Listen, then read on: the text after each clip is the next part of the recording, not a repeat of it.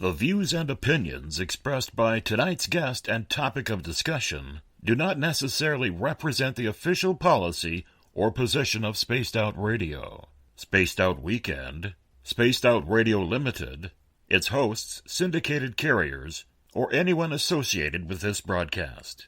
Any rebroadcast, reproduction, or other use of this broadcast or podcast without the express written consent of Spaced Out Radio, Spaced Out Weekend, or Spaced Out Radio Limited is strictly prohibited. Listener discretion is advised.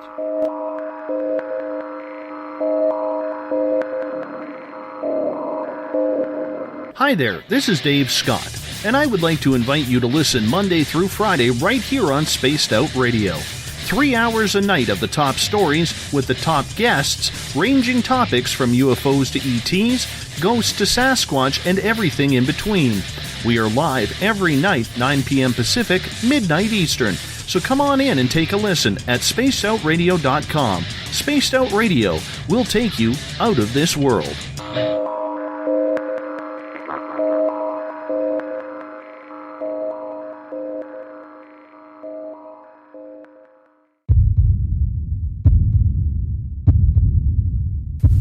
Sky with 6316, 8.8 for 6,000. Got 6316, North Yelp Road, so may say 3,000, I'm 1 for the right. 3,000, Sky with 6316. Redwood 8.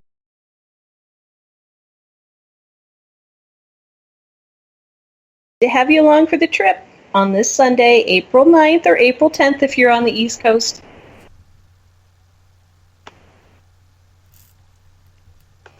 Are we? Are we on the East Coast? I don't know. I don't think we are. I don't know why I'm hearing myself back. Oh, it's because you've never heard yourself before. Yeah. We are in a strange time warp here on Cosmic Passport, and I'm going to get us out of it like right now. Now we are not in the time warp anymore. Let's not do the time warp now. Okay, we're not doing it. Phew, I feel so much better in quantum space and time in one place, not two. We are coming to you live from the magical mystery abode of Uncle Jimbo's cabin, which is sharing quantum space and time in the Pacific Northwest and the Desert Southwest at the same time as it does every weekend here on spacedoutradio.com. We want to welcome in everyone listening on WQEE Rock, the Key in Noonan, Georgia. If you want to listen to us on spacedoutradio.com, you are welcome to do that. If you're on the United Public Radio Network, Renegade Talk Radio, or the High Plains Radio Talk Network, we are so happy that you are listening through those avenues of sound. We want to give thanks to our guitar god, Ron Bubblefoot Thal, formerly of Guns N' Roses, currently of Art of Anarchy, for making us some really rocking music for Spaced Out Radio. He makes the music that makes Spaced Out Radio Weekend rock, and we love him for it. Also, if you are one of those online surf bunnies, not a ski bunny, a surf bunny, you can check us out on Twitter at Spaced Out Radio. Give our Facebook page a like at Spaced Out Radio Show. On Facebook, you can follow me at Cosmic Passport with Elizabeth Anglin, or just at Elizabeth Anglin. Subscribe to our YouTube channel, Spaced Out Radio Show. That's where you can catch all the shows from before this current time. Tune us in on TuneIn. Download our shows from iTunes. We're also on Radio Guide FM, TalkStream Live, and on Stitcher. And, of course, our website is spacedoutradio.com. Don't forget it. It's a really cool website. We've got the Encounter online now. You can become a SOR Space Traveler for $5 a month and get free swag. You can go to patreon.com, and we have some cool offers for you there.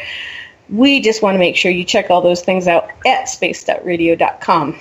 Wow, that was a lot to say, and I've got so much work to do tonight. So here's the deal. Last night on the show, we had Barbara With, who was talking about working with her psychic sorority sisters and also with her Party of 12, which is a group of spirits that she, as a medium, works with. They're basically her crew. And if you're not familiar with this, a lot of us mediums, especially mediums doing paranormal work, we have a crew. We have different, over time, we develop relationships, or we have a crew of people that we have known in life who have passed away.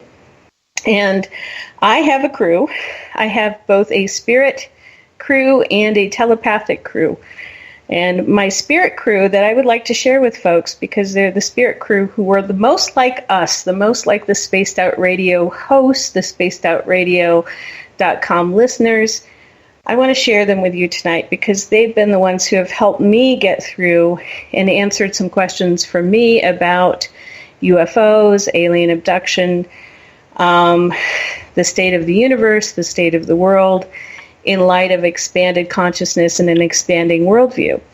And tonight what I'm going to do is open up the floor for questions from the chat room and also from my good friend Rob Corcoran, who has been an associate professor of political science at Colorado State and environmental policy, and also from James to ask questions on air. But also, if you're in the chat room, you can ask questions about the world events, upcoming world events, possibly, but also UFOs, because the other part of my crew tonight are beings that are in a body that are highly telepathic. So one of them, I call him lovingly the engineer. He is a small Zetan who engineers spaceships. That's his job. They're biological and mechanical beings, and he creates them.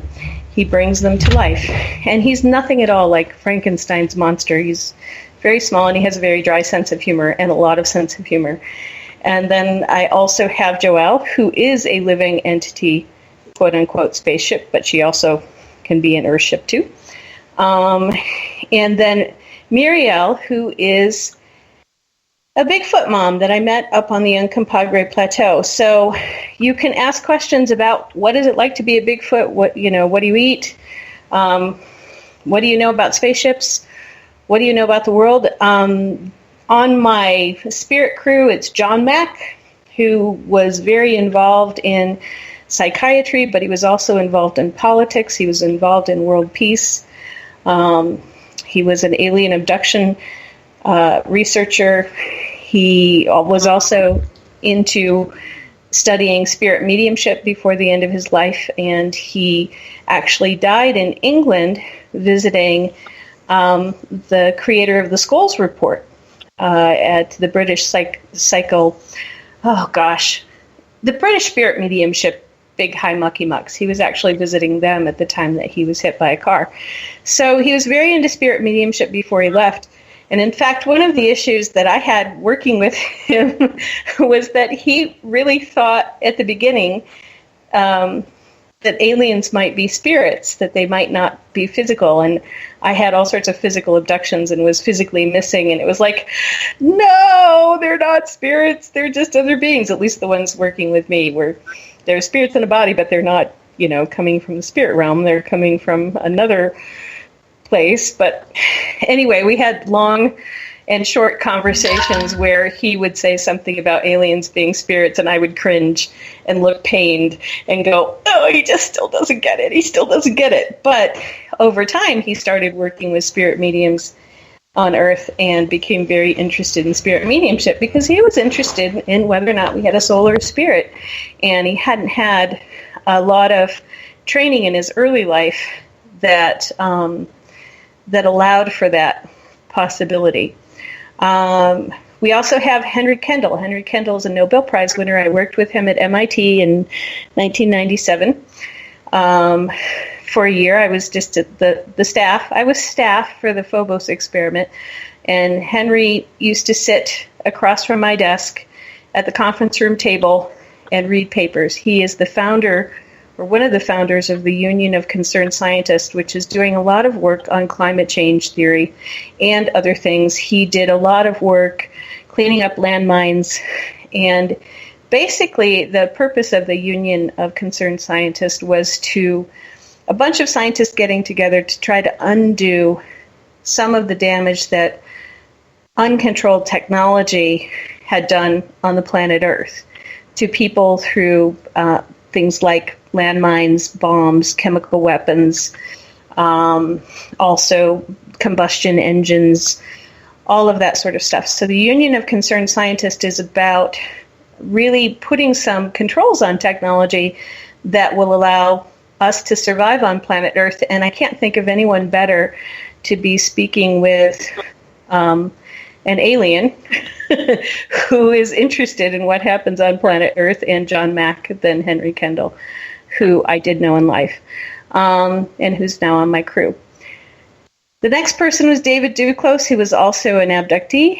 He was in John Mack's first support group with me. I did know him very well in life. He was an astronomer, and he's been very helpful to me in terms of cosmology questions.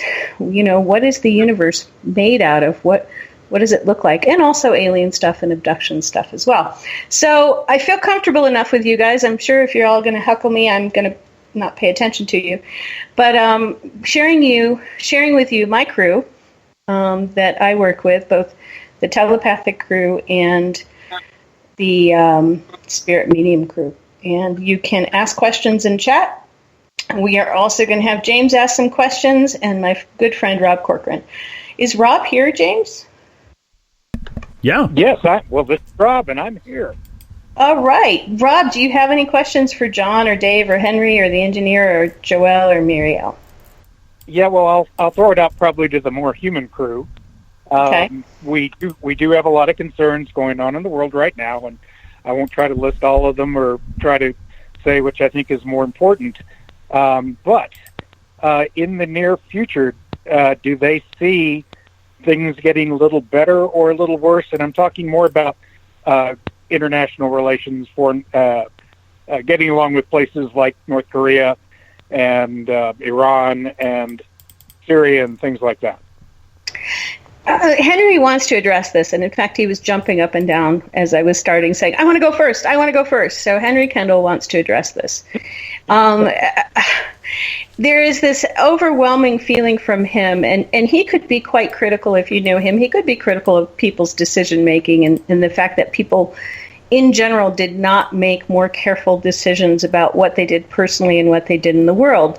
And so, you know, the Union of Concerned Scientists really comes out of Henry Kendall's critical thinking skills. So he is quite critically saying, WTF did you just do?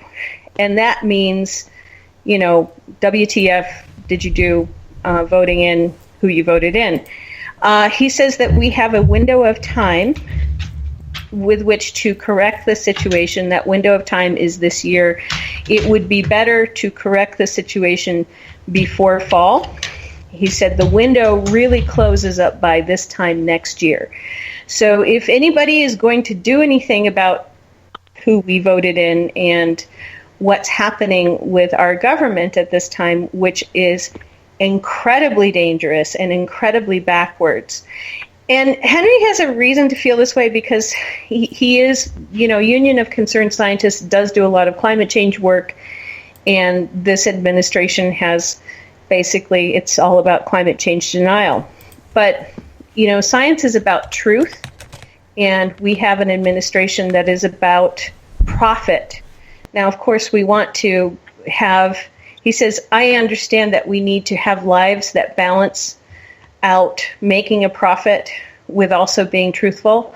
But he says there are lots of ways for us to do that that do not involve tearing apart everything that we've so carefully built in terms of protections on the human species and on the planet and on animals and on the world. And the people who care about these things really need to get up and go out. And it's not protest, it's just work toward protecting the protections that have already been put in place, and keep working toward having a real clear vision of how we want technology to be used and how we can use it in a way that doesn't hurt us and doesn't hurt the planet and doesn't curtail our stay here on planet Earth. And Henry foresees that we could have our stay here on planet Earth, you know, in terms of the numbers of us, deeply curtailed in the next 100 and so years. So in the long term, in terms of this administration, it's really going to be a tough 4 years. But if those of us who believe in truth, who believe in protecting what has already been built to protect us, get up and stand up between now and, say, October of this year, we have a window of opportunity to keep our protections in place. That's mainly his deal is rampant technology, rampant science, rampant use of science for profit is dangerous. And people will be endangered by it if we don't keep our protections in place. So, yeah, September, October. That's what he says. I have a follow-up question. Uh-huh. Now, of course, in an hour, we come in with the shift where we talk about all these haywire things that we've been doing to ourselves and this planet. Is this is that person, and we'll call it the president, because we are focused in North America right now, but this is happening in Australia, Germany, Turkey, Sweden, France. There's things afoot politically. Yes, everywhere, and they're going to put people into positions, or they may be putting people into positions of power that are a little bit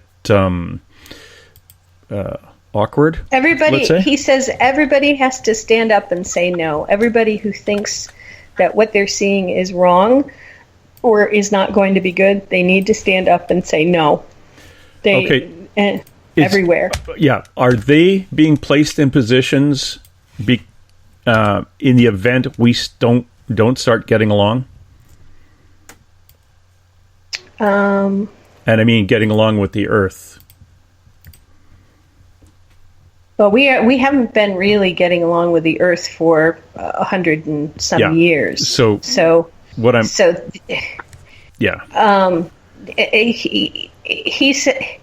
says it's like the beginning of the flu. If you take a homeopathic, which he didn't believe in when he was alive, but if you take a homeopathic at the beginning of the flu, you can cut the time frame that it affects you negatively.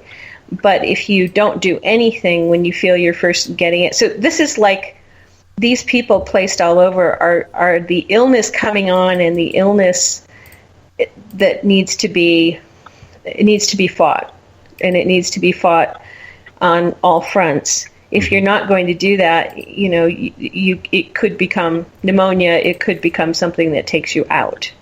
I see. So, and he's talking about the next 4 to 6 years are going to be, you have to make a decision. Do you want to protect the world that you live on, or do you want to just give up and roll over? Yeah. Okay. And let it go. Because that's what I'm concerned with. And we did have a timeline with some events, and the first events after the election were going to be a bank collapse. Is that what he sees too? That would be there will be minor bank hiccups all through the first 4 years, but a massive collapse would be about 2022. That's in the 6 years. But if people don't roll over and say, okay, just do what you want to me, there's a chance that can be avoided. However, like it wouldn't be as serious. It would just be reform. It would actually be sort of anti-Bush, anti-Republican. There would be more controls in place. There wouldn't be this rampant banks get to do whatever they want and make money for themselves. There would be more regulations on banking. I understand that for the United States, but for the rest of the planet, we have... The rest of the planet follows the United States in this case. Because we don't have private banks here. So no, the rest of the planet follows the United States. If the United States hiccups and then falls flat on its face, everybody else is screwed. Yeah, as we often said, the U.S. gets a cold and the rest of the world gets the flu. Yeah, but I see hiccups. He's showing me hiccups that it's like, it's up. Oh, God, it's down. It's up. It's down. And then by 2022, it's just like the whole system is exhausted. But that doesn't have to happen, because if people stand up and say, no, we want our reforms, we want our regulations, we want to have banks that are not in business just for themselves, that actually, do honor people and their hard work and their savings and everything else. then we won't have the issues that he foresees are very much in the probability field. They're at like 70 or 80% right now. They don't need to be if people get up and stand up and say, no, this is not acceptable. Correct. Okay. Yeah, and there is some hope. There's a concept that I used to teach about called the salience trap. And what that meant was sometimes politicians will make changes in their area, and in their own mind, the people aren't paying enough attention or they don't care enough. And then they often find out that that's exactly wrong and that their actions create more interest and concern and pushback than they ever thought. So yeah, I'm hopeful in a general sense, and also in specific, some of the specific policies that you mentioned, like getting various policies like Glass-Steagall back in place, and what they used to call the Chinese wall between investment and commercial banks. Those things were improving under the last administration in the sense of consumer protections, and it has been breathtaking to see a lot of those things ripped up and thrown away. Yeah. And so, one of them that may be a good salience trap in itself, or salience trigger, is the recent law change that allows internet companies to sell all of your personal data without your permission, without telling you. Yeah, but that is. Mm-hmm. Was that just this week? I thought that our president voted against that and said that's not okay. Yeah, no, it passed quickly through the Congress and was signed out of the public eye by the new president. And presidents usually like to have nice photo ops when they sign laws. So this is one they're hoping that people didn't pay attention to. And we'll see. I don't know if that's big enough, but it could be one of those issues. Right. Yeah, there's multiple ones, but what Henry is more concerned about is the Bush era lack of regulation, the regulations that went off. We really needed those. Those are the things that led up to 2008, 2009. If we take those away, or we don't put them back, we don't put the regulations that were pre-existing back, the whole system will get exhausted by taking from the banks by 2022, and we'll just go kerplot. And it will be more years than 2008, 2009 before it has even a glimmer of hope of recovering. So yes, we do have that kind of vulnerability right now. Yeah. The problem is I'm also seeing a big drought in the interior of the U.S. in the middle 2020s.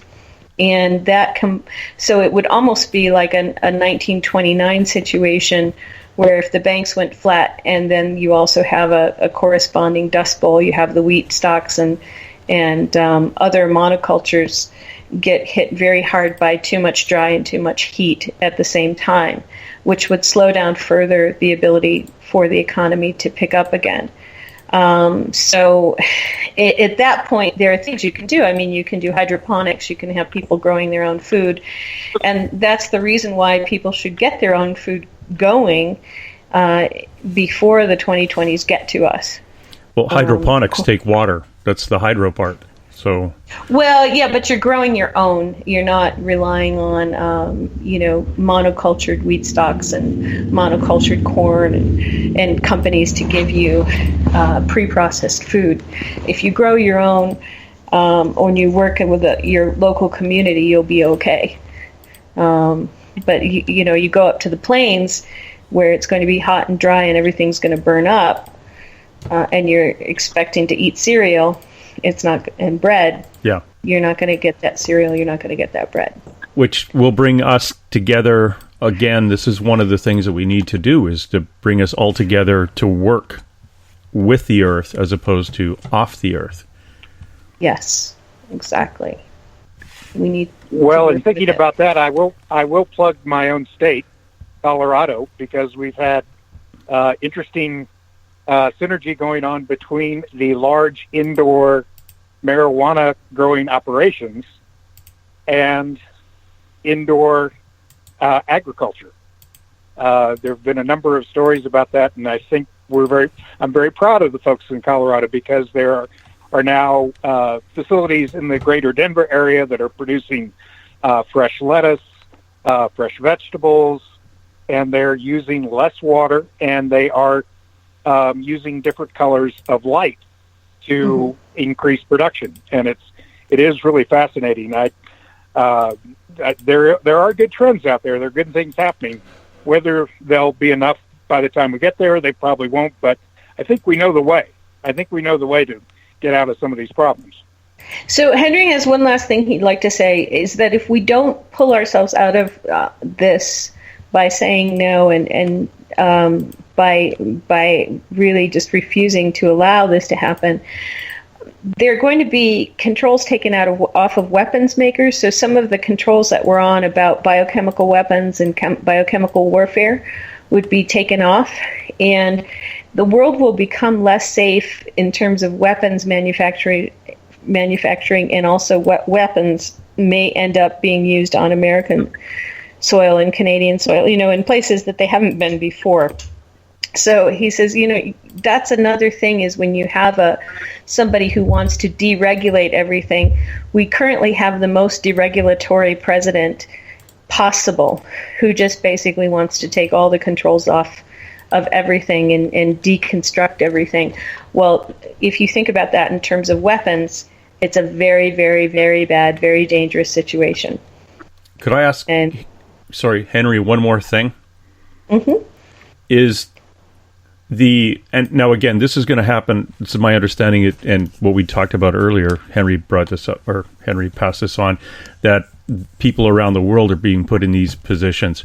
Is that also the reason why we have people on such polarized points on left versus right, where people, even in the same family, can't fathom how one voted for this way and the other one voted that way? They can't understand. There's no common ground in that conversation. Was that it's meant to the happen? Salience. Yeah, that's the salience thing. That's the you have to decide if you are going to be passive and just roll over or stand up. And the hope is that people will stand up and they will engage in the conflict and they will resolve it, but that they won't just ignore it and hope that it goes away. Because ignoring it is rolling over and saying, okay, I can't do anything, do whatever you want, make it all go away, deconstruct everything, take away all the protections. He's saying the hope is that in this situation that people who should be taking responsibility for what happens to the world will get up and start to take responsibility for what happens to the world. Okay, because that's a little bit different. Okay, it's maybe I like I usually do, I don't phrase the question properly, but I'm just wondering if that was something. He says what you've got in your head is right. Maybe Elizabeth didn't hear it correctly. He says what you've got in your head is right. So if you want to tell us what it is. Yeah, what it is it's basically we had no control. It was going to happen, and this is the way it was meant to be, and this is why almost 50% of the population is at odds with the other 50%. Yes. He says yes. That was pre-planned because it is time for people to get up and start to work for what they believe in. And nobody was doing that. Everybody was just going along going la la la la la. So no, it was pre-planned. That makes sense, and because don't blame the person across the street who voted against the way you voted, because it was just meant to be.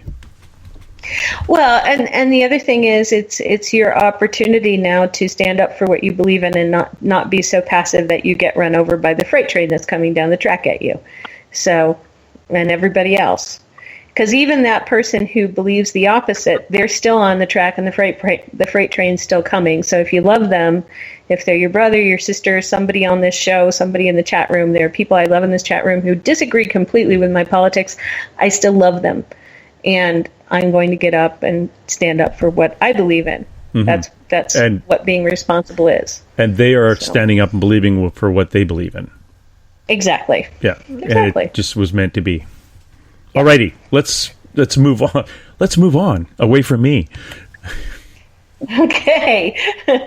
All right. And Henry says he's thanking you for listening, and he's thanking for giving him a platform, and he likes to have a little bit of a platform, but then he's usually likes to read his paper, so he's going back to reading his paper. So man, they still have papers?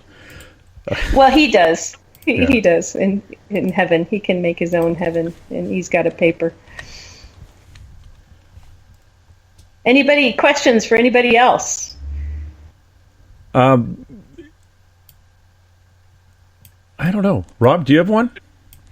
Well, yeah. I was just I was just thinking about who else was there, and I haven't spoken to any of the wonderful Bigfoot souls lately, and I realize that we've got a lot of issues and a lot of problems, but I would hope that in the future we can possibly pass legislation at the state level, at the federal level, whatever, that basically gives the Bigfoot clans the same basic human rights that we have,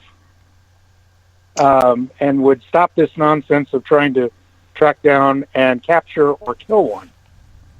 So I just have Mireal, and she's pretty simple, and she says, Rob, I love you, and she's showing me herself with her big hand patting you on the head and going, I love you, and I'm going to see you this summer, and that's what I care about. She says, we take care of ourselves. She doesn't think that they're going to be found or captured or killed. She's not afraid of that. She thinks that there are a few crazy people who are out there. She's heard about some other tribes that have had to move along because a few crazy people have gone out into their areas. But it's more like swatting at a fly. You just move on. And she's so grateful that you allowed her family to stay at your place. And to have safe shelter there and safe water with the spring down at the bottom. That's really safe, good water, and that's so important to them that they have safe shelter and good water.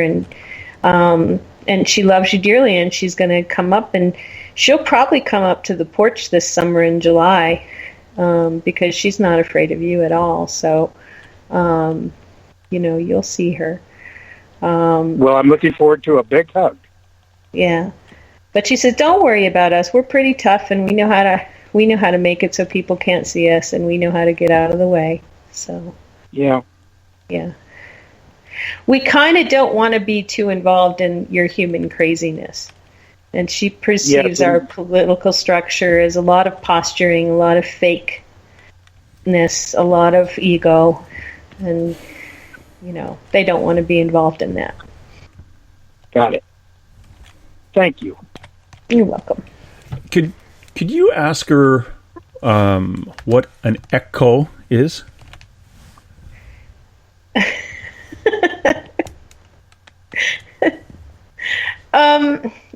She said some of us are echo. Mm-hmm. Some of us are very aware that we are echo, and basically it is an alien soul in a Bigfoot body. It is a light being that inhabits a Bigfoot body. We find it easier to incorporate our light being status with our corporeal status. So part of the reason why you do not find yourself seeing us is because we have some skills from our light being body, because we find it easier to incorporate that into our physical body. So it's almost as if they can phase shift or shift into their light being body when they don't want to be seen, and that's easier for them to do, to become non-physical even though they're inhabiting a physical body. Do they leave here to pass away or die? Yes, they do. Okay. Yes. And are they here because there's a flaw or a something in the DNA they need to address? they the light being, they started to get less empathetic because they had been light beings for a long time. And so they began to lose some of the compassion that is the purpose of existence, and the empathy. That is, empathy and compassion is a major purpose of existence. And so there was a flaw there in that they needed to become corporeal again. And this being, which was around at the time that early humans were around. So this Bigfoot being has been around as long as early humans have been around. This was a good vehicle for them to step into, to relearn compassion and empathy, and to keep going on that path versus just a pure mental state that kind of became mechanical and unfeeling and unemotional. So like humans, they're learning about emotions and empathy as well. They're relearning it. They had learned it before, now they're relearning it. Interesting. Do they, the ones that are echo, the light being, did they intermingle or do they mate with the non-echo? You know, they think the non-echo are dark. They consider them to be dark beings, and they see them as dark. So they tend to avoid them because they don't like ego, they don't like separation. So sometimes the non-echo Bigfoot are dark beings. They have a severe sense of separation, and they aren't necessarily learning empathy, but they're learning dark things. So she says no. How could we tell them apart?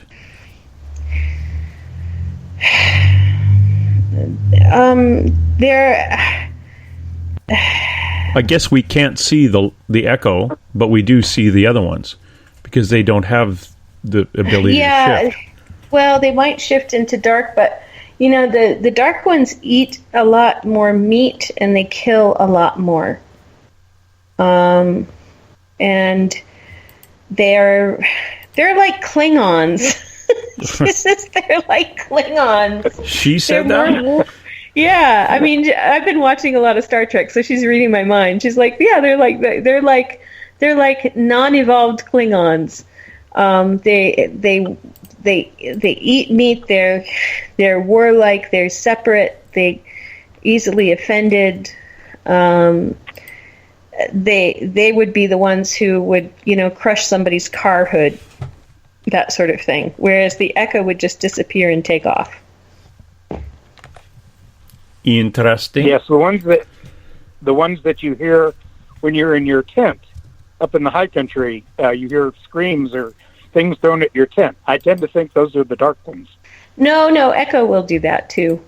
They'll do if they like you, if they're interested in you. But like smashing your car or smashing your window, or that's a dark one. That an echo would never do that.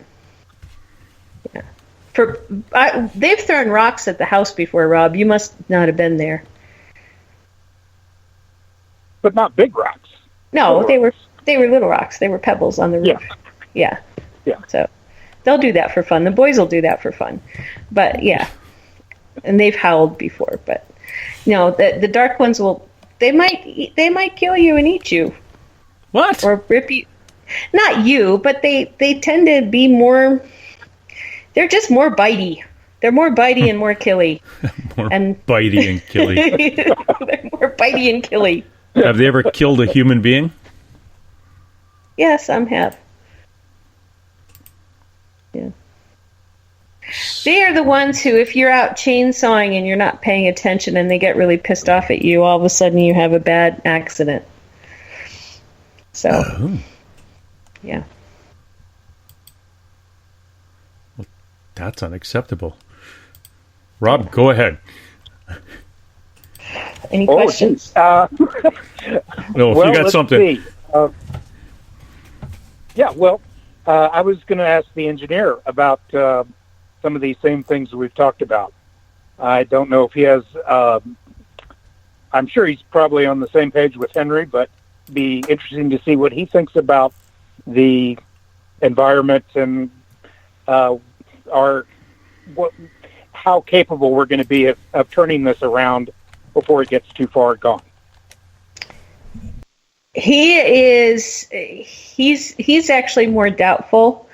He says that his group is talking about, and I don't know if this is a larger group or a smaller group. I've got to ask him. He says it's a medium-sized group. They're thinking about leaving Earth by 2024, like just getting the heck out of the way, and not having operations here. Part of it is that part of it is chemical weapons. Part of it is weapons. Like if things go bad, it's not going to be a real good place to be mistaken for something else in, like shot down, or if you do have various kinds of wars going on.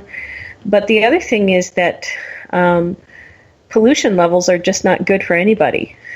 And with pollution levels going up and heat going up, they'll be looking for some other places to be other than Earth. Earth is quite nice. If we would let it evolve the way it was supposed to, it would be quite nice for a long time. But right now, and their probability field readers, they're seeing some hefty stuff between 2024 and 2034 and 35 that they don't necessarily want to be around for. So, yeah, that would be my guess. That we humans will try to find more optimism to get us through, where more cold and dispassionate probability studies might portray a little bit of a more difficult outcome. Yeah, he says, that's the case. It may be there. I mean, they're definitely not going to be working with people as much in being in situations where they could be spotted or where they could become targets, or and it's going to be harder to work with people if people are very stressed out. So they may be taking a hiatus or just taking off for a bit and leaving us to our own devices. He says that's the way it looks. He says it's about a 55. He says it's more than 50% that it could go bad. It could go into difficult, dangerous times in the 2024 to 2035. It's a 55 to 60% probability. So they're following that. I've got a question from Skeeter in one of the chats in regards to the Bigfoot or the echo. Was it an echo or the dark that Skeeter had that played with when she was a kid? Hold on. Let me see if Mireal can connect with both of you. Well, Mireal's just laughing. Skeeter, what do you think? Yeah, I'm automatically thinking it was an echo instead of the dark one would have eaten your.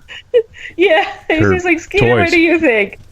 And she said, and that echo really thought of you like a family member, and really cared for you. And that's where Skeeter gets her hair from. All up her back. Oh no, hey, James! For the engineer, I had Dr. Lynn Kitai on last night, talking about the Phoenix Lights and basically the parade through Phoenix of many different ships. Could he tell us who made those and what was the purpose? He said that was awesome. And it was a group of the Vril, and they did it for disclosure, and nobody effing did anything. But he said it was awesome. Was it a group, like multiple groups got together to put it on? It was multiple ships trying to do disclosure. It was multiple pilots, multiple ships in one of the Vril groupings. And see, here's the thing, is that around 97, they got released from, he told me this before, but they got released from a treaty they had with a different reptilian group where they had to be quiet. So they wanted to do disclosure, but right away, yes, we're here. See, we're here. See, we're here. And he said it was a wonder. They had a really good time with it, but they meant it to be disclosure. They meant it to lead to disclosure. And unfortunately, it just did what it did. Everybody in Phoenix knows they're real, but, they're having a hard time with other people. Ask them why they didn't come out during the day. It's too easy to. They were low. It would be very scary, and people would shoot at them. Yep. They would see too much detail, and it'd be too easy to take shots at them, and they'd be scared. So lights were easier. Yeah. Drat. Well, we're good. If they want to come over my area of Vancouver, British Columbia, or New York would be... No, not actually bad. That's a bad place to fly over. L.A., Moscow, another bad place. London, maybe? Paris? Detroit? I don't know. He says... No, he says that he is going to confirm you have a new group of aquatic underwater aliens up in your area, but they're nice. They're just studying things. Yeah, we call them the Kraken. The Kraken. No, I'm kidding. We don't call them the Kraken. They're cracking jokes at our expense. Anybody else? Any questions?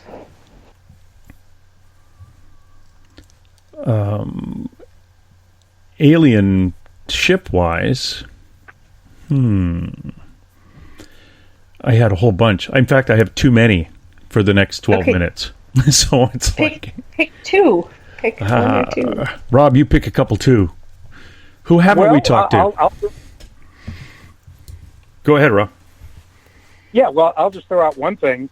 Because of all these concerns, should we be putting more effort into finding other places where humanity can rip apart a planet or colonize or just move off this rock?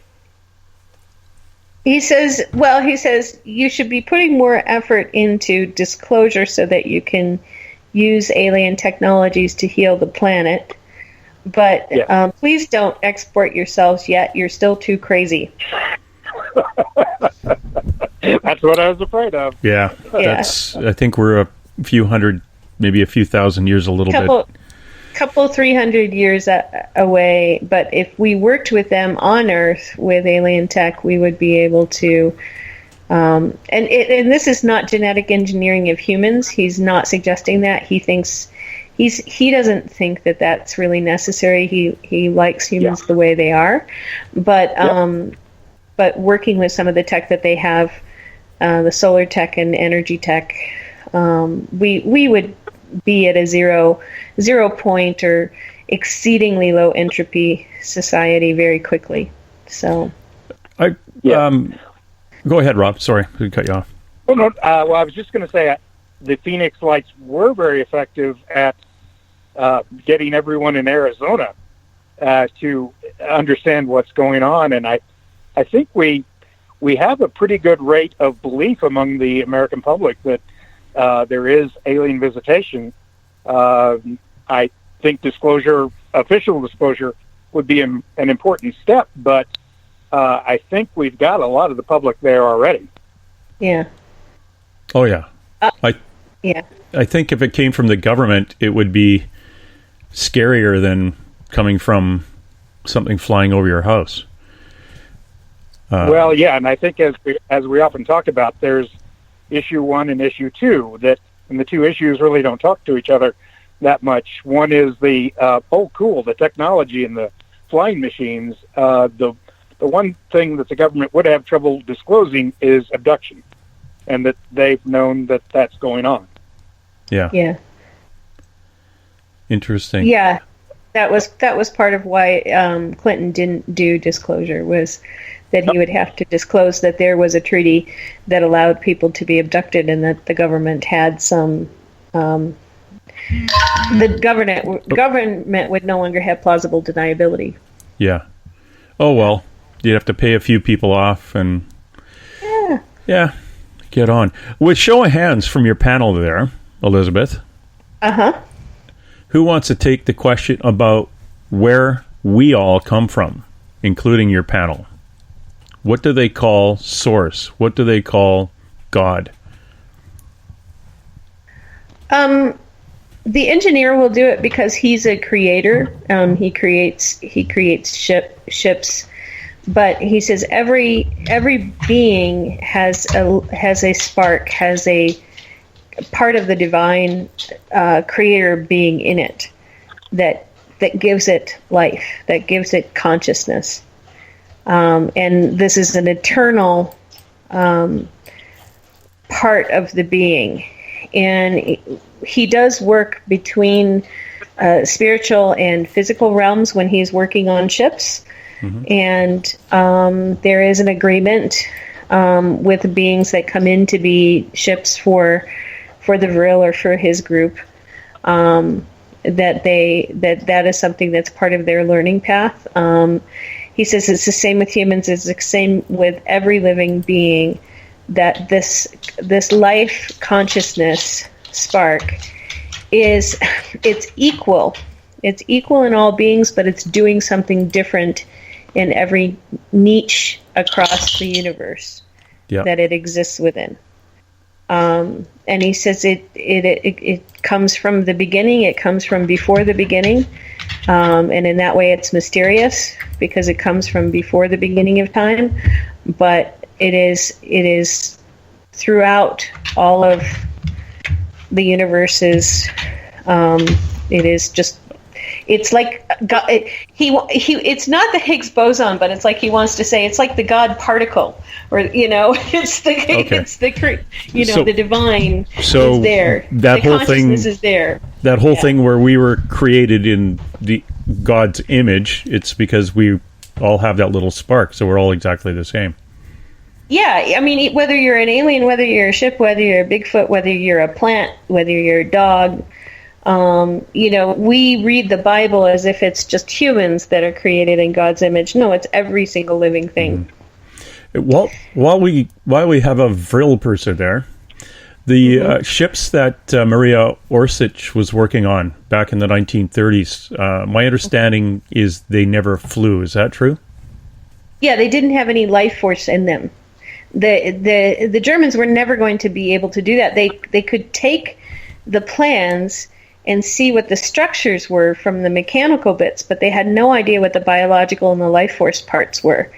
And they were never, ever going to be able to make those fly.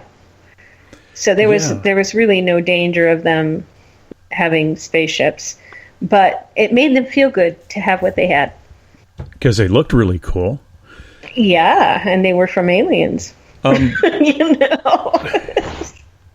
It's like getting a toy guitar that doesn't really play music. It's like Did the Nazis back then understand anything to do with life force within those machines? Not anywhere near. They thought that they could get around that. They thought that was science that we didn't have yet, and we didn't have it yet. But they thought that they could mechanically get around it, and it was kind of the German pride. We have German engineers. We can make machines do anything kind of thing, but they really couldn't. So fascinating. Yeah. There was never. Well, and that's probably why we haven't had much luck at reverse engineering spaceships either. Yeah. You can't make a being do something that you can't make a ship do something that is counter to its purpose. Ships are protective, and you can't.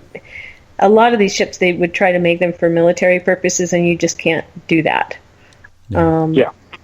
The aliens have what's like a national guard, but they don't really. The Zetans or the Mireal have like a national guard, but they don't have a military branch, and the ships won't do it. Yeah. They don't want to. If they hurt somebody, it's always by accident. Is there a large ship outside of Jupiter that kind of scans all the other ships as they come in? It's like customs. They make sure that they're not going to do anything silly here. There's a large ship there's a large Zetan Mireal ship in that area. I don't know if they're doing customs or not, but I know people that are on it. And is it's very, is this very Elizabeth large. saying this, or This is me saying it. I don't know Okay. about the customs part, but I know that there are quite a few beings on there. I know they do a lot of research. How about your friend there? Does he know? He says that they have like National Guard custom ships, and some of them go out from the large ship. And they will meet ships that they have a question about, and they will talk to them and say, "What are you doing here? What's your intention? Why are you here?" Papers, Well, yeah, paper. Well, no, it's more just a conversation. yeah. And he said, but that's not the purpose of the large ship. Oh, okay. There will be some medium-sized ships that go out from the large ship, but the large ship has multiple purposes. Interesting. I keep saying interesting. Interesting. Fascinating. Yes. Hey, it's 10:58. I know, right? And I've talked through all Rob's questions. I know. No, Well, that's thanks. okay. I certainly think I got my fair share of time, so I appreciate it very much. Oh, cool. All right. Well, thanks, guys. Anybody who's listening, if you want to find me, and my email is info@elizabethanglin.com. My website is elizabethanglin.com. Thanks, James and Rob. And Skeeter is up next with The Shift. And I'll be on the chat room for a little bit and listening in. So, Excellent. see you soon. Excellent. All right, great. Yeah, thanks very much, Rob. And thanks, Elizabeth, for bringing all your buddies, because it was nice to meet them. And we are going to be back with The Shift, expanding on a few of these things with Skeeter Welhouse right after the break. Hi there, this is Dave Scott, and I would like to invite you to listen Monday through Friday right here on Spaced Out Radio. 3 hours a night of the top stories with the top guests, ranging topics from UFOs to ETs, ghosts to Sasquatch, and everything in between. We are live every night, 9 p.m. Pacific, midnight Eastern. So come on in and take a listen at spacedoutradio.com. Spaced Out Radio will take you out of this world. Hi there, this is your psychic medium Joanna, and I would love it if you would join us every other Sunday on Spaced Out Weekend. With host James Tyson, we'll bring you personal psychic messages on 2 mediums and a large. Questions about love, life, career changes. We would love it if you would come and join us live. Call in and listen in for the experience. Allow us to open the doors to your other side. 2 mediums and a large, heard only on Spaced Out Weekend at spacedoutradio.com. Looking for news beyond the mainstream news? Head to spacedoutradio.com and check out the SOR Spacewire. This is Spaced Out Radio's Eric Markham, news director for the SOR Spacewire. Daily, I will bring you intriguing stories and outlandish reports from what's going on around the world. UFO sightings, paranormal activity, conspiracies, alternative health, and so much more. And if you have news, email me at news@spacedoutradio.com. It's paranormal news at its finest. Welcome to The Encounter. At spacedoutradio.com, The Encounter online is SOR's trusted news source for everything weird and strange going on around the world. This is news editor Eric Markham. Our team of journalists are scouring the planet for those strange stories that rarely make the mainstream. No fear-mongering or fake news here. Head over to spacedoutradio.com and encounter The Encounter. Attention Spaced Out Radio listeners, for only $5 a month you can join Spaced Out Radio Space Travelers. Your membership at spacedoutradio.com will give you access to private fan area on the website, get you a monthly newsletter, draws for monthly swag, and a whole lot more. Sign up today to become a part of the Spaced Out Radio experience. The third Monday of every month, Spaced Out Radio is going to bring you a different look at everything paranormal.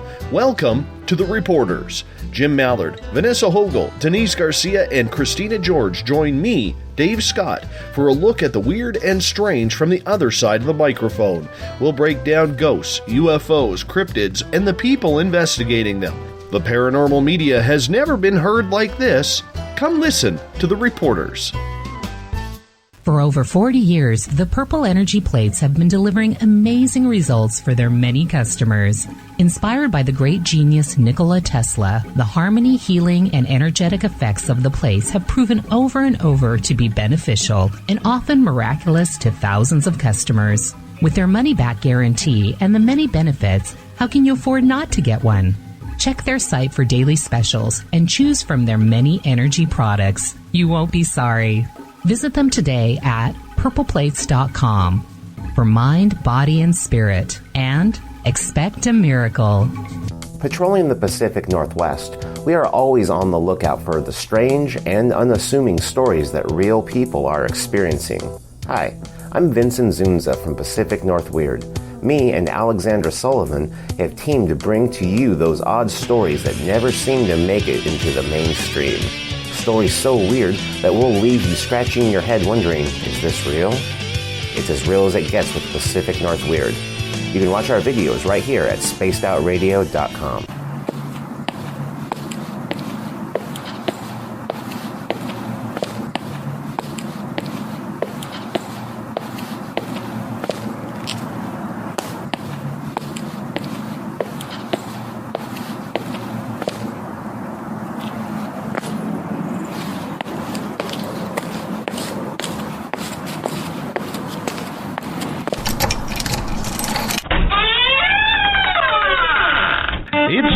To go live on Spaced Out Weekend.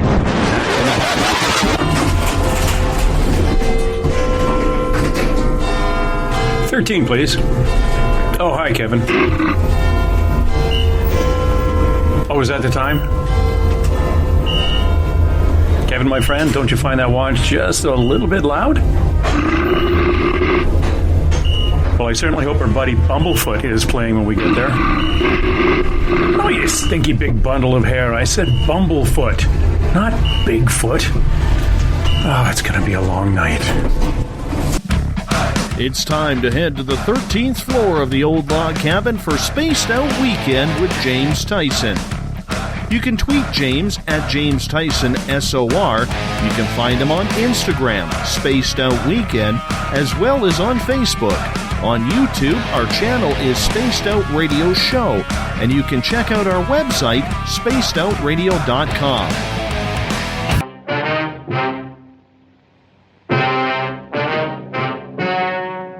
Ladies and gentlemen, the story you are about to see is true. The names have been changed to protect the innocent.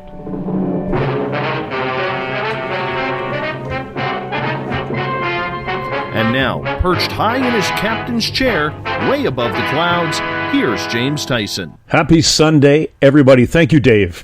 And thank you all for listening to Spaced Out Weekend and dropping by our little show here, broadcasting to you from my little log cabin on the 13th floor of the Spaced Out Radio Network here in the paranormal portals of the lower left Canadian coast. No, it's on my left, not your left. Do I have to pull this car over?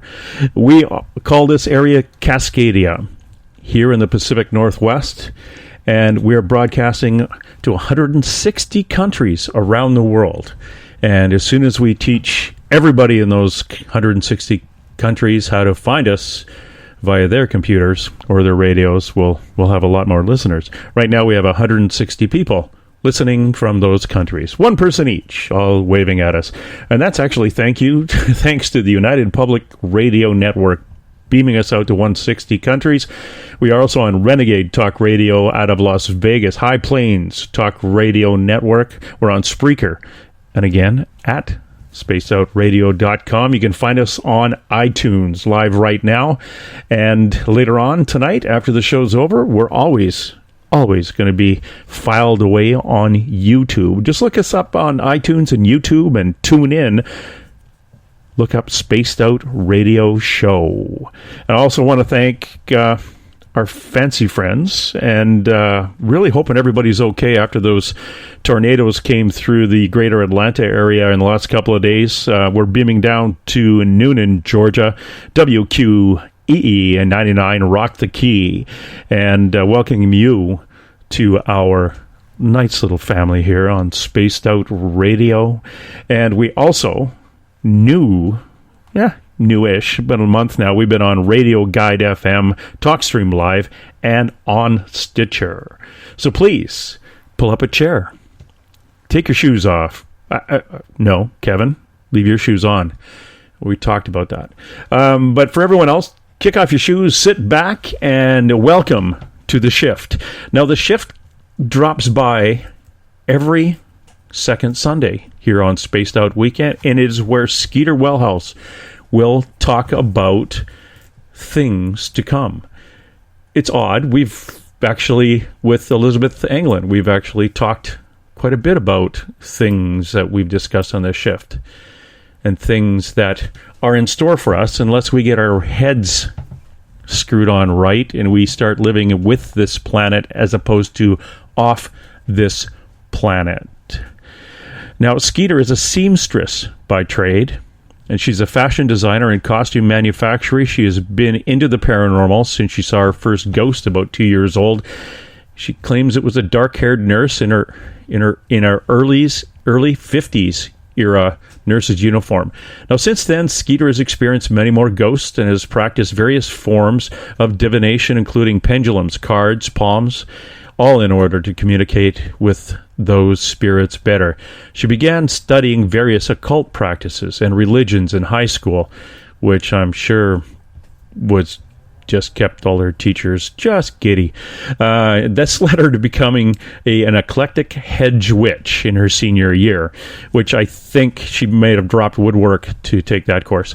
Skeeter did her first formal investigation back in 1996, and over the past 2 years has joined several professional paranormal teams that have helped her expand her experiences and knowledge. The Forest Moon Paranormal is where she is now, and that's with Eric Cooper, our good friend. She has been, and probably still communicates with, a Purple Sage Paranormal and New Mexico Paranormal Association. And what we've done, what Skeeter has done with her magic rope, no, that was Wonder Woman. Same thing. We've lassoed. We've tied up Elizabeth Anglin, dragged her in from Cosmic Passport, thrown her on a bench at the corner of the log cabin, all the way from, I was going to say Gallup, New Mexico, all the way from her little house in the prairie in New Mexico, filled with scorpions, ticks, and snakes. And it sounds like a Cher song from the 70s. Skeeter, how are you? Good. How are you tonight, hon? I am fine. I went over, you and I, this is and for my listener who is into the paranormal and ghost investigations, Skeeter did something for us at the Canadian Paranormal Association, Society, that was brilliant. We had an investigation a couple of weeks ago to go to, and Skeeter, from her little town in Alberta, in Washington State, she actually did a remote view at the location in Canada where we were going and identified, basically by name, 2 spirits that were in there, identified the one that was causing most of the problems, and we actually got him to cross over. So even before we walked in the door, not only did we know who to talk to and about what, and have a history with this person or spirit, but we didn't have to deal with the nasty one because he crossed over. Bless him. So I was listening to that, and it's absolutely fantastic. It's something that I think every paranormal group should do, to be able to do a remote viewing on a location before they go into it. And instead of walking around not able to hear spirits offhand, have no, sit in the corner, say, tell us your name, tell us your name. Can you tell us your name? Are you a man or a woman? This way we can walk in and say, hey, Kevin. I'm using Kevin a lot tonight, who is the Bigfoot who used to be on the show back in when it first started. Okay, Peter, we've come here to talk to you. And you remember talking to us when Skeeter came through and blah, blah. So it's a lot of fun. It's a lot easier, and we can actually help the client a lot better. Do you do that a lot, Skeeter, for paranormal groups? Yeah, I've been doing it more and more, or I actually go with the teams in person.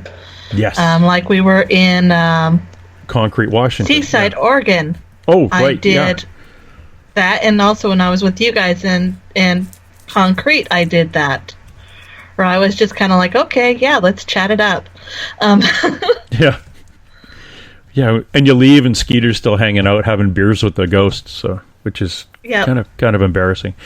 Elizabeth Anglin is here. Elizabeth, broadcasting to you from the other end of the cabin with the gag on in the chair, from Madrid, New Mexico. And Elizabeth is, well, she's a psycho. She's a, psychic. She's a medium and works out of her shop there and sells things like natural things like rocks and clouds. And so if you're ever driving through that area of New Mexico, drop in to see Elizabeth. Elizabeth, where you're right on the highway, aren't you? Goes right past your front door. Route 14 in Madrid, New Mexico, in the middle of town, right in the middle of town, in the Orange House. Oh, you know you're in a I know which one you're in. Yeah. You know you're in a small town. That used to be my stomping grounds, just so the audience knows. That used to be my stomping grounds. That's kind of cool. Yes, I do know where Elizabeth is, and Elizabeth, I know where you are. I'll be good. I'll be very, very good. Be very, very good. Thank you. She knows Elizabeth. where I live. Oh my God. Actually, now people in 160 countries know where you live. All right. 160 of them. I'll be very good, everyone. I'll be very good, I promise. Yes, Elizabeth, now remember, when you are there, don't take your shoes off. There are scorpions. She got bit last August, I think. No. Oh, yeah, Snakes. I got scorpion, and then I got recluse. Oh, yeah. Yeah, the spider bite. And you started being able to shoot web out of your hands. That was really cool. Anyway, tonight... And the shift being the more serious of all the shows we broadcast, if you're a new listener. Really, it is. But we were talking about, as we say, the things to come. And it comes off very negative. It's all gloom and doom. But at the end of the day, it's our decision whether or not we're going to let it go for a poop, let's say. It's how we as individuals come together as a group, as a community, as a country, as a planet, as just brothers and sisters trying to live and get along. So it's going to take some time. You know, you flip on the news and you see these guys dressed in black lopping people's heads off. You've got terrorist attacks. You've got one country not wanting to let refugees in. They're in almost like, concentration camps through Greece and into France on the coast. It's not the way we should be doing things. One of the biggest the drawbacks that I think we have in coming together as one is the lack of a common language, and only people I can blame for that are language teachers in school. We should all have learned something. Esperanto, yes. If we could only all take the Esperanto pill. But who knows? Maybe eventually we're all going to be able to look at somebody like I can.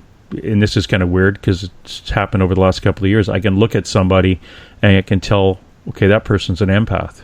I can look at a photograph and say, that person's an empath, that person isn't. I wonder if there is a time in the future where we're able to look at somebody and not have to go through a racial prejudging, a physical prejudging. There will be a spiritual message that we get when we look at somebody, and we'll look at them and say, this person's okay. And I hope that is something that could be coming. So this is what we're talking about on this shift. So I don't want you hanging up thinking that we're all talking about politics. Politics is a piece of the puzzle. The doom and gloom is at the far end of this, but what we'd like to discuss is the what ifs and what can we do. So tonight, if you've been listening to Cosmic Passport with Elizabeth Anglin, we had her panel in, and her panel is made up of some fabulous people. Oh my gosh, I said people. Elizabeth. People as Bigfoot. Yeah, Elizabeth. I love the Bigfoot. Yeah, I think they're all people. That's Mireal, right? All made in God's image, so, Yeah. People. Yeah, and Mireal's the Bigfoot. And she's actually an echo. So that's kind of cool. And so the members of her crew is David, is it Duclos? David Duclos. A former astronomer, alien abductee, now in spirit, working as a spirit guide in training. Dave worked with Dr. John E. Mack on alien abduction research, and they didn't always see eye to eye, because Dr. John E. Mack, a Harvard Med School Psychiatrist, is it? Pulitzer Prize winner for The Prince of Our Disorder, and Alien Abduction Researcher, worked with Elizabeth and Dave on Alien Abduction Research. Henry Kendall, former physicist, won the Nobel Prize for discovery of quarks and was a founder of the Union of Concerned Scientists. Now he's now in spirit. The engineer, a small Zetan who works creating UFOs from mechanical and biological resources. He's highly telepathic, currently alive. His name is Joelle. No, he's just the engineer. He's never given me another name, so we just call him the engineer. Joelle is a bio and mechanically engineered living entity, space and earth traveling ship, highly telepathic, currently alive. Mireal is a Bigfoot mom living in western Colorado who is highly telepathic and currently alive. And she is what months ago on my show we had our psychic Joanna the Medium and talking to her ET spirit guide who introduced us to the Echo, EKKO, which is what the Bigfoot are. And Mireal, is an Echo, one of the peaceful ones, one of the light beings in the big fuzzy coat, let's say, which is very interesting. And they leave here to pass away. That's why you don't find pieces of them. Pieces? No, that sounded rude. I didn't mean it like that. Sorry, Mireal. We'll move on. But thanks very much, Elizabeth, for dropping in, because that's, you're using that fancy evidential spirit mediumship. This is going to be good. I like that. Yeah. Well, who wants to talk now is John, because he wants to talk about A Prince of Our Disorder, because that was a book about Lawrence of Arabia. He did a psychological evaluation of Lawrence of Arabia. And he is saying that when he looks forward into the shift, he would hope that the people who have the skills that Lawrence of Arabia did would step forward and become leaders. Lawrence had this ability to be exceedingly flexible and exceedingly allowing of other people and their experiences and their cultures. And he was able to basically set up a truce among the Arabian princes during World War I that allowed England at least to gain the upper hand in World War I, at least in that area. So he had a very unique psychology that allowed him to get a lot done with lots of people, but also to allow them to be who they were, how they were, instead of considering himself separate and apart. He would become one of them when he was with them. So he had this ability to share with people on a very deep level and to be very empathetic with them, and then to get agreement through fostering empathy. So he says, we need people like that to step forward. We need the empaths to step forward and to start making connections instead of going off in the corner and hiding, saying, "Please don't hurt me. Please don't hurt me." It's like, step forward, be outgoing, go form connections. Skeeter, introduce us to your little panel of spiritual experts you've got over your shoulder. Tonight, Skeeter. Sorry, they're already introduced, going without me. They're like, Skeeter's here. We've checked her out. Charlie is definitely with us tonight. Zana is in. I don't know if I've introduced. Give us a little bit of idea who these spirit people are. Charlie is the most recent incarnation of the Guardians. The Guardians are a series of individuals who have followed us on our life path, starting from the boom or the Big Bang. Mm-hmm. Charlie is the one who has been showing me the most about the shift. In fact, she even managed to manipulate time so that she could come back and make sure that the steps that had to happen to assure our future occurred. Charlie is currently amongst us, but she is also coming to me post-death. It's kind of an interesting twist, if you think about it. Zana Tara, is an older incarnation of the Guardians.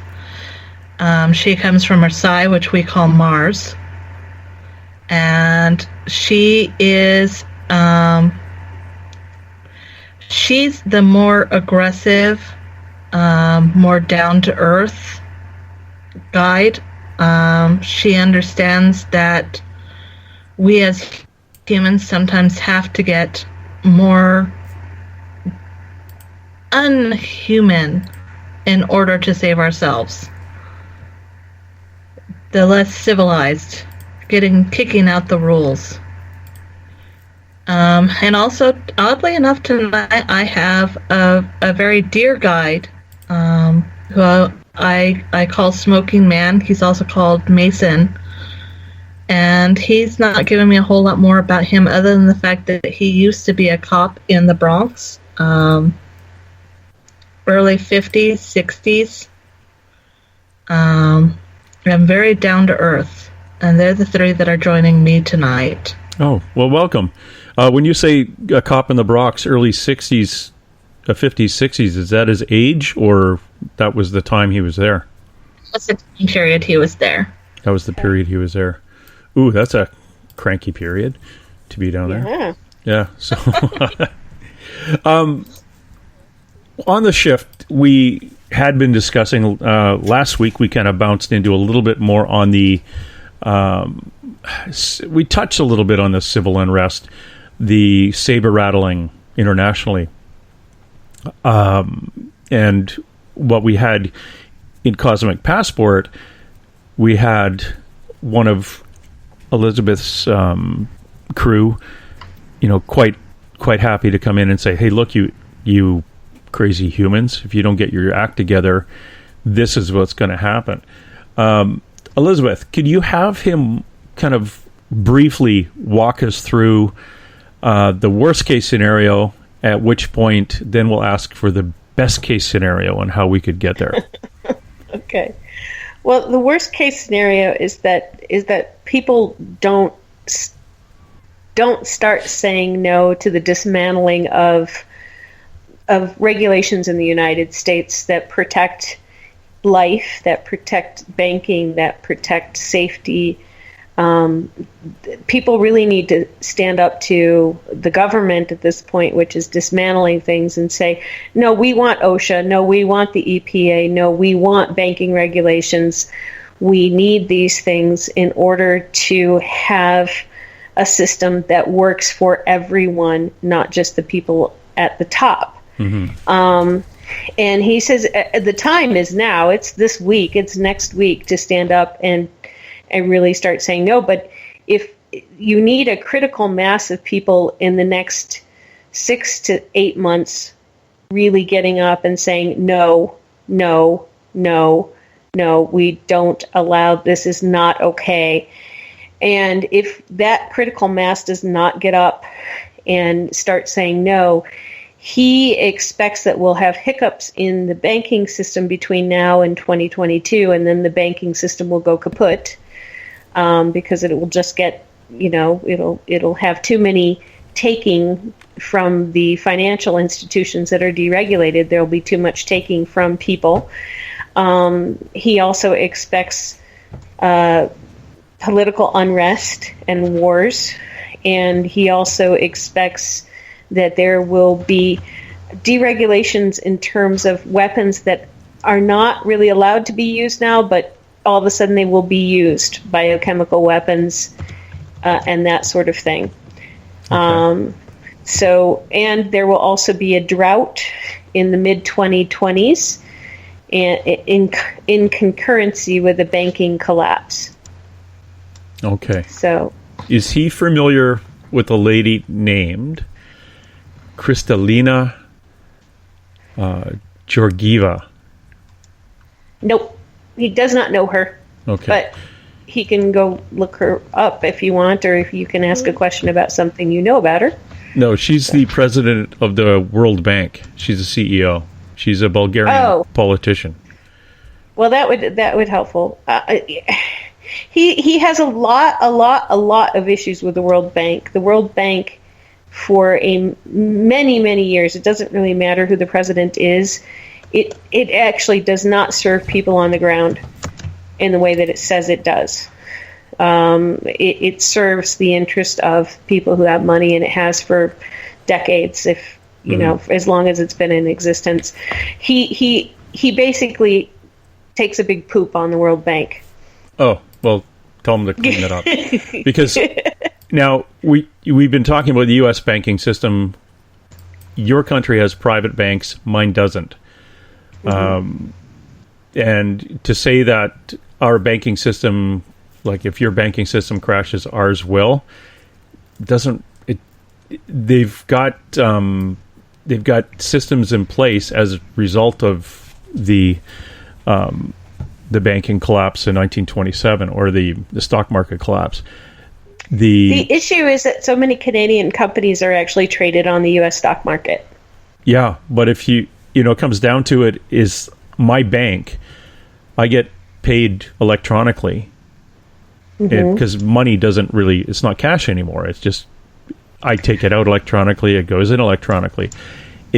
As long as the doors of my bank are open, then the money will... If your bank has invested in companies that are traded on the U.S. stock exchange, your bank is not going to have any money. Yeah, it's not. My bank doesn't. It probably does, but not as much as the Canadian stuff. In fact, all our retirement RRSPs are best to be invested in Canadian things. So that's where you get the tax-free. Yeah, they're all linked at this point. So I just want to be able to buy a loaf of bread from the baker who is still being able to pay his employee. Have chickens locally. So you can offer him eggs. Yeah, you want to have stuff. You might not have wheat because of the drought and the heat. Like we were talking about, looking at the bread basket of the U.S. and even part of Canada, it's going to get so hot and so dry that the monoculture wheat's going to dry up. And you really need to have your own food sources. If who can jump in and talk about weather on either side there? I've got one with weather. Yeah, you've got one, Skeeter. Okay. Yeah. If we have the big droughts now, a cajillion years ago, or quite a few weekends ago, the Sahara Desert wasn't desert. It was nice, lush, green rivers and everything, and a lot of the big hurricanes that end up coming across the Atlantic Ocean start there. It's that weird wind going across the desert, then hitting the water, and all of a sudden things start spinning. If that happens in the central U.S., if that goes to basically has a season of very, very hot, very dry, does that mean we'll get drier, hotter weather moving north into what's the arboreal forest in Canada? Depends on what the jet stream does. Yeah, that's what I'm hearing. It really depends. Where I'm seeing a lot of the dry is down south and coming up central. In the plain states. Yeah. Yeah. See, they go right up into the prairie provinces. That would be Alberta, Saskatchewan, Alberta and Saskatchewan primarily, north of Montana. Saskatchewan's probably going to get hit more than the others. Yeah, because it going north. I'm just wondering how far north the warm weather pushes, because that, of course, affects the melting ice. Well, you got to realize we've got the polar shift coming too, which is also going to offset things. Well, and that's one of the things I'm curious about. Is not the polar shift one of the last dominoes in this whole shift itself? After the weather and after the civil unrest and civil war, if we still don't get our crap together. Domino, but it's definitely one of the dominoes. Okay, so we don't know which order that one would come in. I'm getting dates. I'm you not are? Sure which. Yeah, it's in the 2030s that we really feel it in between 2030 and 2035. That we start to. They may not even talk about it in 2030, but by 2035 they'd be talking about it and saying, "Yeah, we now have had a shift of, this percent." Well, it's been shifting about 10 kilometers. Well, it's already been shifting. Yeah. Yeah, but we're talking 10% instead of 3% or 1%. Yeah, it's going to go.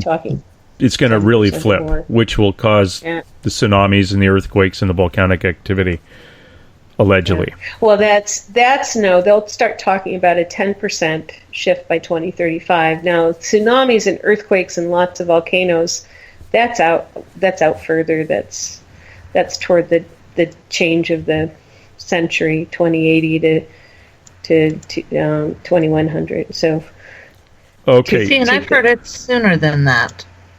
Well, so that's interesting. Yeah, no, because when you really get the volcanoes going, I've seen a part of the Rocky Mountain states that you just don't traverse because it's all volcanic plain oozing everywhere. And that's not till later. Well, Skeeter, didn't you see a dome over top of Denver? I did. Yeah. And she did. I did. Did you? Yeah. See that? Yeah, we both did. And the trains and no airplanes. Yeah. Yeah. Well, I know that was 2108 because we were looking at that 100 years in the future on April this week of April. I think it was April 8th in 2008. We looked 100 years in the future, and we looked at Denver, and we had the dome, and we had the trains, and we had no airplanes.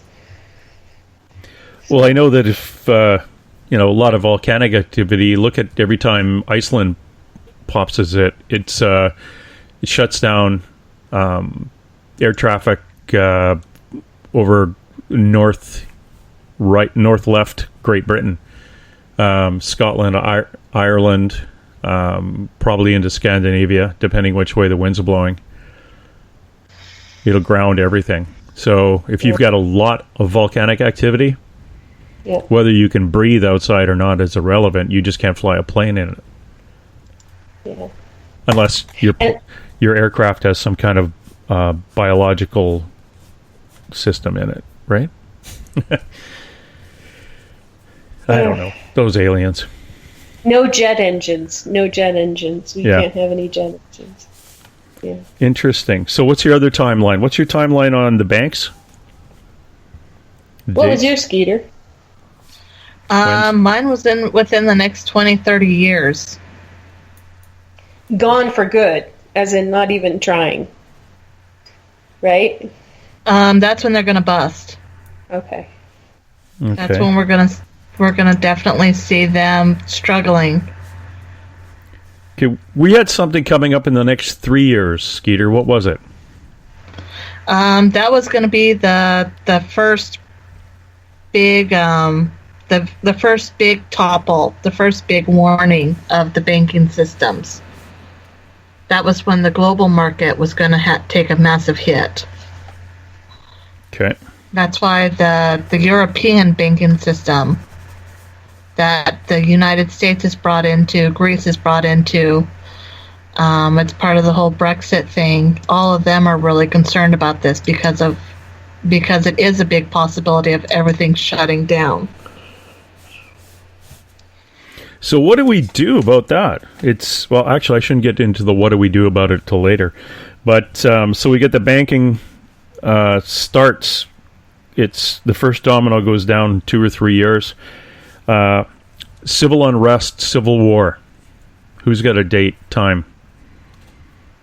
Hour? That's if we don't get it together this year. Henry's saying, you could get a handle on American politics in the next year, and if you do that gets put out to after the drought. It becomes more of an issue of drought and food versus an issue of I don't like your politics. Well, I don't like your politics. Yeah, well, we just get the Russians to come in. It's not a big deal. Yeah, exactly. So I don't know. What do you have on that? But he says, if you work really hard right now in the U.S., you avoid the first possibility, but it'd be hard to avoid the second, which is the combination of drought and lack of food and banking collapse. So like a long depression. And Skeeter, what do you got for? And Charlie's saying that we have to get it together. That we needed the current president to come in and stir the pot as hard as he could, which he has. He's done his job, but it was to wake people up so that we would stand together, or we'd either go into civil unrest. Right. And I totally agree with your timeline, because that's about what I've seen. That's why I was pushed closer up north. That's why I moved from New Mexico to Washington, and that's why we're eyeing the Canadian border. That's why we built a wall. So, sorry. The Americans are paying for it. It's just coming out of your Coast Guard budget. You just didn't know that. Wondered why the Coast Guard budget got cut. Sorry. It is interesting. You've got Charlie talking about one way. You've got Henry talking. I think we're all, and of course, yeah, he says it differently. I mean, he's saying, what he said earlier was that people have to get up and stand up for what they want and say no to what they don't want. It's time to get up this year and tell the government, this is I will stand for this. I will not allow you to do this. We need to have our protections and our regulations in place. We need to have some control over the banks and the banking systems. We found out what happened when we don't need everything to be destroyed. We need, these things in place that are protective of the earth and of people. Not. Keep going. But Trump is actually to stir the pot, to make people stand up, because everybody has been so freaking passive for so long. And so, there's nothing I can do about it. Oh, well, what was that? Oh, I don't know what that means. Yeah. And now it's time to wake up, shake up, and go do something about the things that you have enjoyed, and the things that you found out are not good. Go do something now, this year. Yeah. And see, Charlie says all this has to happen because people aren't going to wake up until it's on their doorstep, until it's actually, oh shoot, I lost something. Yeah. Yeah, and I did good. I censored myself. Yeah, you did. You said something. The one of the main drawbacks is you can, as a peace-loving society, which is educated, can look at your country, and I'm talking about you, Mr. and Mrs. America, and see kind of what's going on. Again, you have been, and it's no fault of your own. It's just the way it was meant to be. But you've polarized. You're polarized on politics. What happens to places like China and the Soviet Union and even India? These large populations. We'll take China. China. We'll take China, for example. Charlie, through Skeeter, I'm asking Charlie, what are they going to be doing to help save this planet or speak out against their government? That's a very tight one because China has worked very hard to create a what's the best way to describe it? There's multiple layers of society within that society. They've worked very hard to maintain a cultural time capsule in a good part of China where the old ways are still respected. But they've also created this outer consumer culture where they're more concerned about what's coming and going. So there's actually a lot of conflict in what China is doing, and until it hits their doorway, it's not a concern of theirs, because they can maintain within their own. Yeah. So until it's actually at their doorstep, they're not worried about it. So they're not on the same timeline that the rest of us are? No.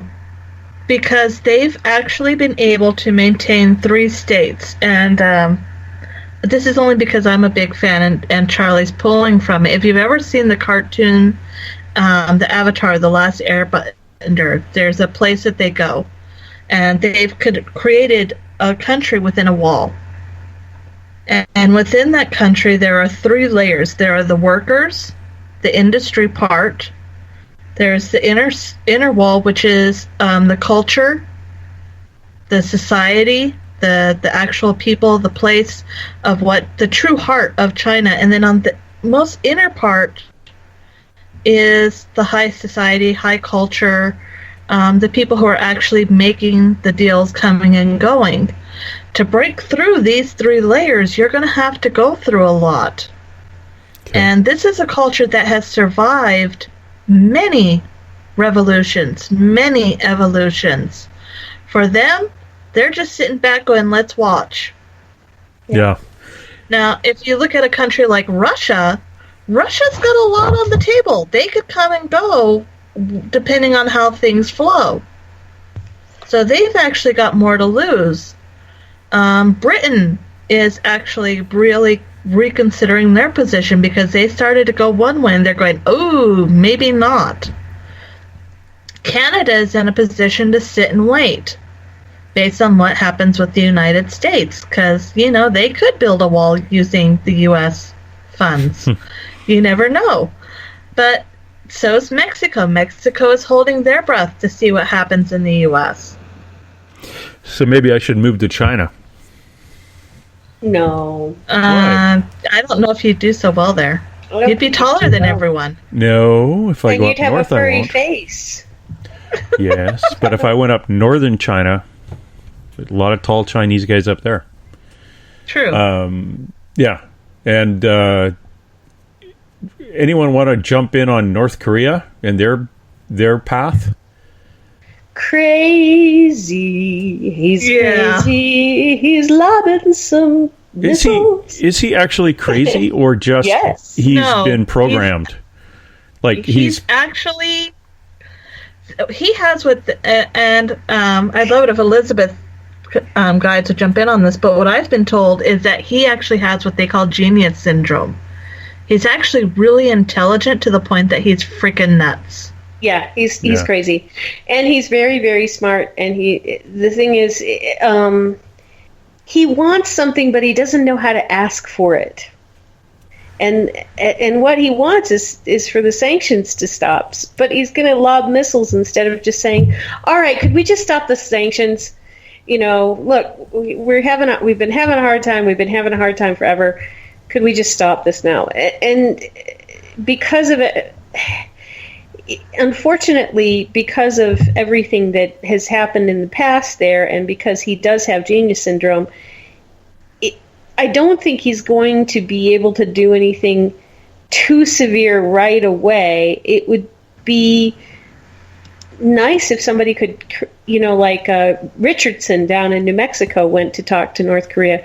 We need somebody to be his friend. Go be Crazy Boy's friend. And smooth things over and find out what he really wants. Dennis Rodman his friend? Yeah, Dennis Rodman and Bill Richardson. We need another Bill Richardson. We need somebody to go smooth things over with him. Yeah. And because he's not in a position to ask nicely because of the historical situation, but also because of his own temperament. Yeah. Well, the temperament is trained. He inherited. Well, he was I wouldn't say programmed. He was conditioned to. It's like being raised to be a king. Yeah. You're only given so much. You're only given the information that is going to be good in that position. And he was raised to be a short-sighted god. That's what he was raised to be, a short-sighted god. Yeah. And so having these other people go in and befriend him and give him more perspective would be a good thing to do. Anyway, I get crazy though. He is crazy. Okay. Oh yeah. Well, and you do get crazy. But he's not a like he's like a psycho kitty. He's not. I like that description. It's like you want to love the kitty. The kitty is fluffy. The kitty wants to be loved, but the kitty chomps you and scratches you up. It's and nobody likes it. The kitty chomps me and scratches me, but just once. That's done. Yeah, that's you. Come on, anyway. Kirby.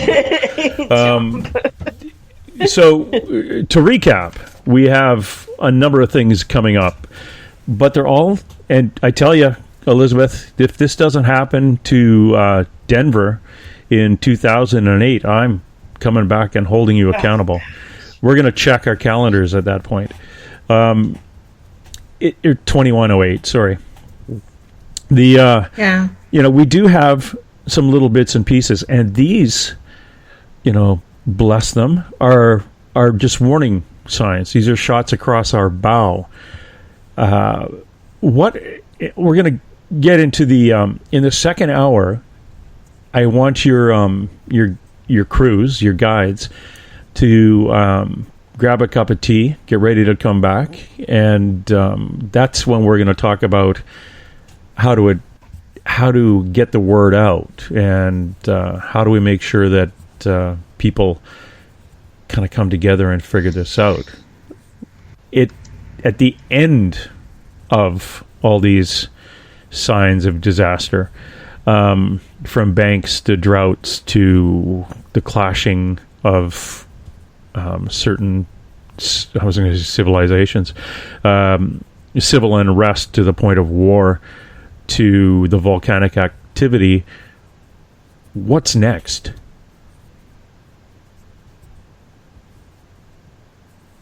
A lot. Where's a lot? Lots of coughing because of the ash in the air. Well, if you think about it, what I'm worried about is when they go from chemical warfare to germ warfare. Yeah. I mean, New Mexico has a location that purposely has reserved certain germs just for that purpose. Yeah. In fact, I remember back when I was going to University of New Mexico, they were raising funds by selling T-shirts that said New Mexico, home of the plague. And they weren't kidding. Bless them. Yes. I used to always think it was funny. They've got a international seed bank. Like, they've collected seeds from all over the planet, and they've not buried them, but they're all kept underground, and they're kept safe, so we at least, if something was to happen, we'd have seeds for everything. And for some reason, I think it's in a place like Iceland, which is basically the tip of a volcano. No, So- it's not. Is it Netherlands? Scandinavia somewhere. Yeah, Yeah, Denmark. it's the island off. It's the far north island off of Norway, and it's warm up there because that's the terminus of the Gulf of Mexico. They actually have a warmer climate for how far north it is, but it's up above the Arctic Circle. Oh, that's safe then, because yeah, it'll never sink if the Torsion. polar ice cap melts. I think it's Torshavn Island. I'll have to Torsha, yeah, look. something like Torsha Yeah. or Torshavn. It's Torshavn. oh, that was weird. What? I just heard a man's voice talking. So, if one of your guides has been really active and jumping up and down, I can see that being an issue. So, it's my turn. I want to talk to Jim. Yeah, that Could be Dave. It's probably Dave. Yeah, Probably Dave. Dave. Because he's a Dave. Yeah. And he does jump up and down and talk, and if you're any kind of medium, you can hear him.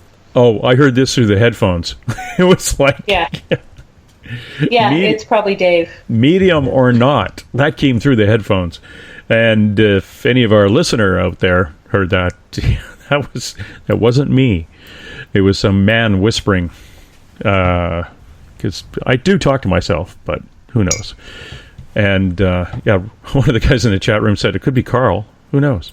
Yeah. What I'm going to do? I'm going to take.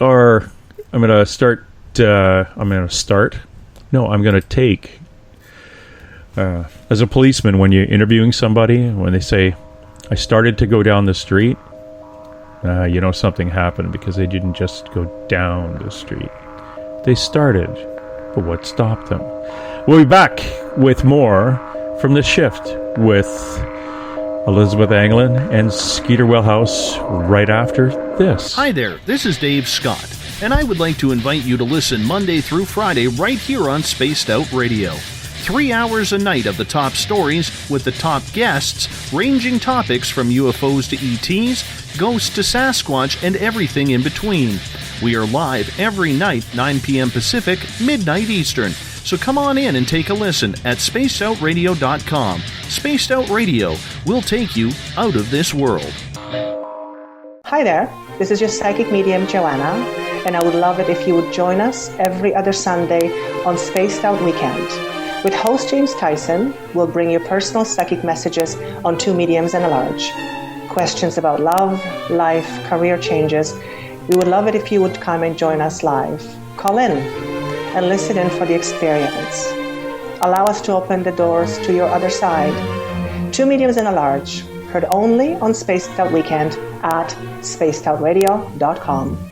Attention Spaced Out Radio listeners. For only $5 a month, you can join Spaced Out Radio Space Travelers. Your membership at spacedoutradio.com will give you access to private fan area on the website, get you a monthly newsletter, draws for monthly swag, and a whole lot more. Sign up today to become a part of the Spaced Out Radio experience.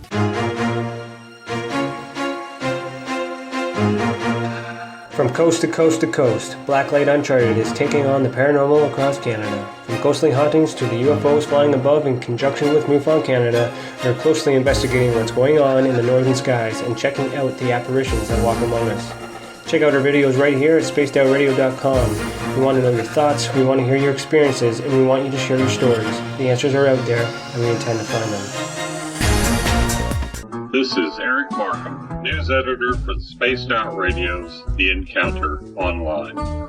We have put together a great team of writers and journalists from all over the world to bring you top-quality paranormal stories From alien encounters to the latest conspiracies, you won't find any of that fake news here. True stories and top-notch reporting as we look to bring these experiences to the mainstream. The Encounter online only at spacedoutradio.com. For over 40 years, the Purple Energy Plates have been delivering amazing results for their many customers. Inspired by the great genius Nikola Tesla, the harmony, healing, and energetic effects of the plates have proven over and over to be beneficial and often miraculous to thousands of customers. With their money-back guarantee and the many benefits, how can you afford not to get one? Check their site for daily specials and choose from their many energy products. You won't be sorry. Visit them today at purpleplates.com for mind, body, and spirit, and expect a miracle. Patrolling the Pacific Northwest, we are always on the lookout for the strange and unassuming stories that real people are experiencing. Hi, I'm Vincent Zunza from Pacific North Weird. Me and Alexandra Sullivan have teamed to bring to you those odd stories that never seem to make it into the mainstream. Stories so weird that will leave you scratching your head wondering, is this real? It's as real as it gets with Pacific North Weird. You can watch our videos right here at spacedoutradio.com. Find yourself constantly looking up in the sky, looking for answers? Have you had extraterrestrial contact? Are you an abductee? Looking for answers to your experiences? Hi there, I'm R. Keith Andrews, Spaced Out Radio's resident ET expert. Join me live the first Friday of every month where I take questions from the Spaced Out Radio chat room and help you understand those from the far-off world. It's 2 hours of knowledge every experiencer should listen to. Hope to see you there. Have you had an experience you can't explain? Had a run-in with ghosts, maybe Bigfoot, or seen lights in the sky? Hi, I'm Mike Schmidt from the SOR Sightlines. I'm here to investigate your sighting. Head to spacedoutradio.com and fill out a report on the Sightlines. All your information is 100% confidential, and I will help you figure out what you've been seeing. File your report, and let's find out the answers together. The third Monday of every month, Spaced Out Radio is going to bring you a different look at everything paranormal. Welcome to The Reporters. Jim Mallard, Vanessa Hogel, Denise Garcia, and Christina George join me, Dave Scott, for a look at the weird and strange from the other side of the microphone. We'll break down ghosts, UFOs, cryptids, and the people investigating them. The paranormal media has never been heard like this. Come listen to The Reporters. Hey everybody, this is Patrick Webster Small, and I'm here to bring you the Webster Phenomena every Saturday night, live at 8 p.m. Pacific, 11 p.m. Eastern. If you're looking for aliens and extraterrestrials, well, we've got them. Big and tall, short and small, you're bound to find what you're looking for, so join me on the Webster Phenomena right here on Spaced Out Radio. Hi there, this is Jolene with Reveal Reiki and Readings, and I want you to relax. Let me help you chill out and get in touch with your body, mind, and soul. In this busy world, sometimes we need to let go, and this is where I can help. Visit my website, rivuletrr.wix.com/rivuletrr&r, or my Facebook page, Rivulet R&R, to set up an appointment for relaxation, Reiki, or readings, no matter where you are. It's time for you to make time for you. You hear footsteps in the empty room above you.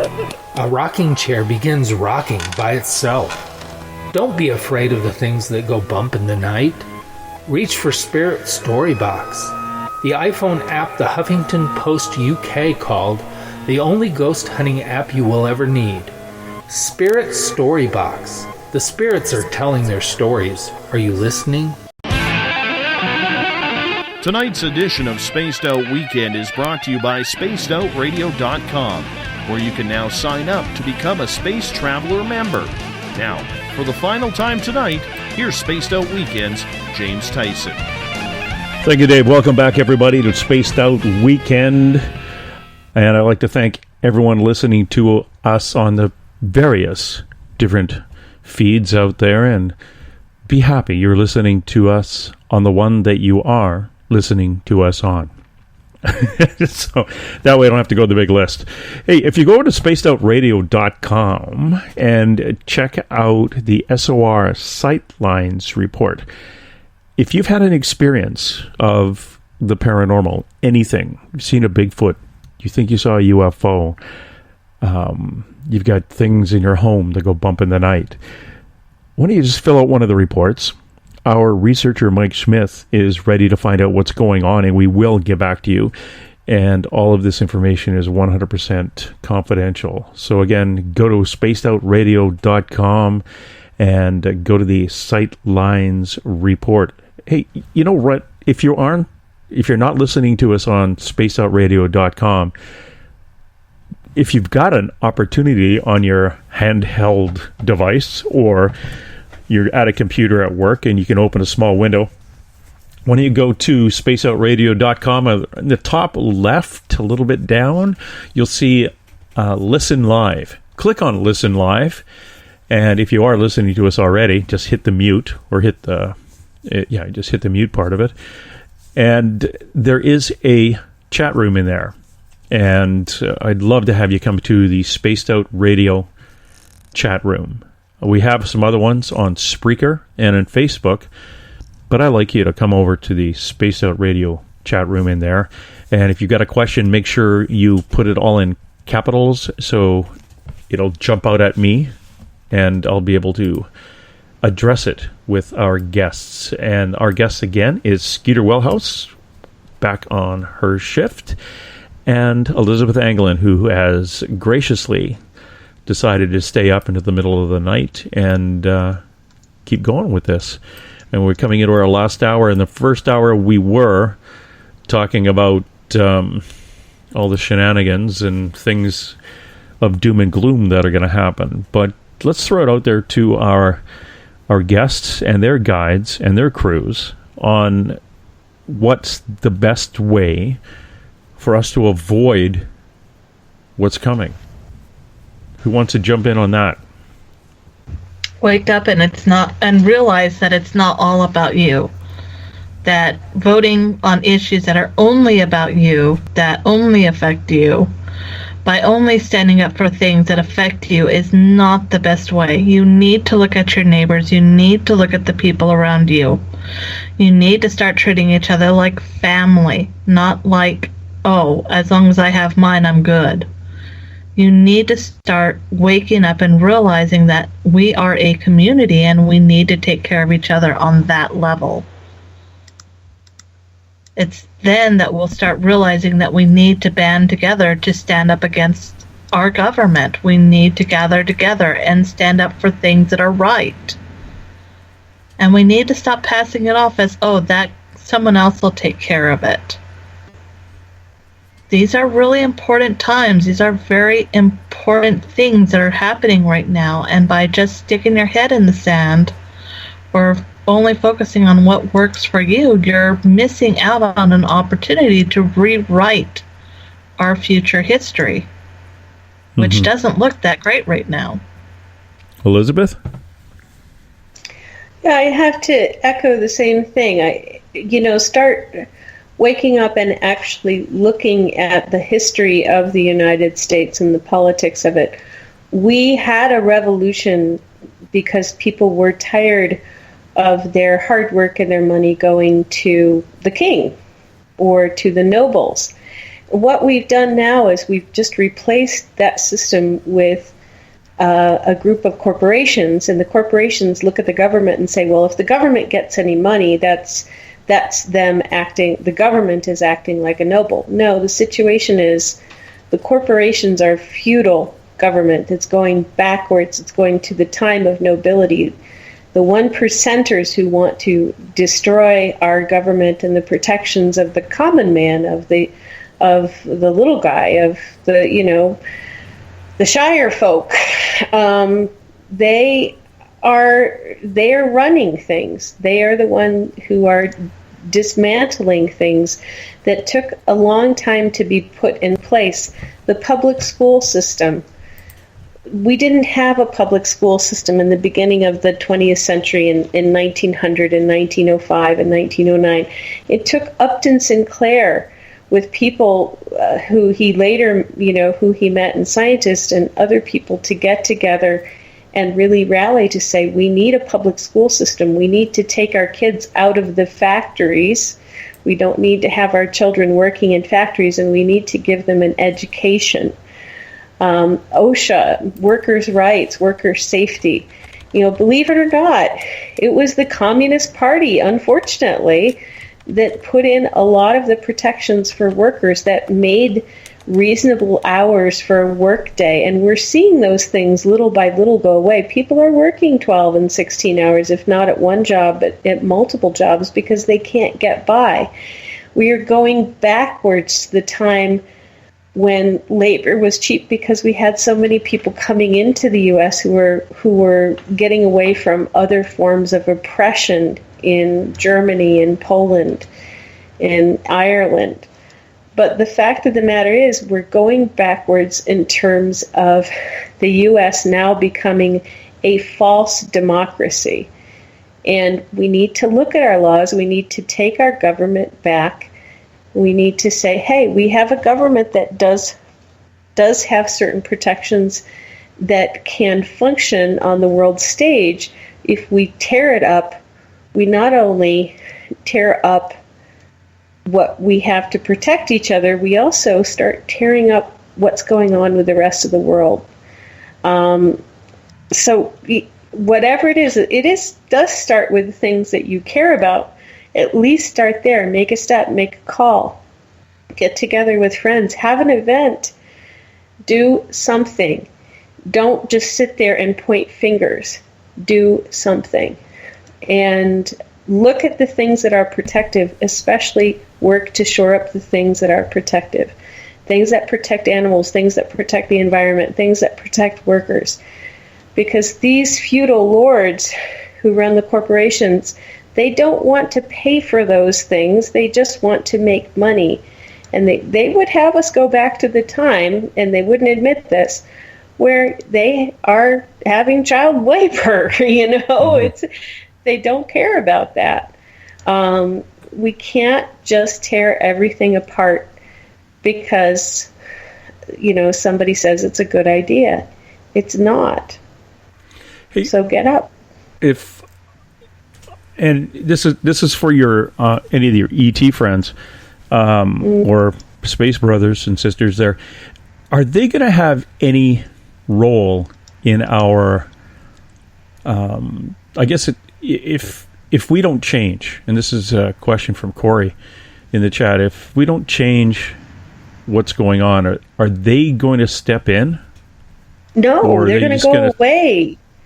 Yeah, they're going to, that's what the engineer was saying in my part of the show, which is we think it will get so bad that we will have to leave. But if we step up this year and start saying, no, we want our protections. We want our protections of banking. We want our protections of people.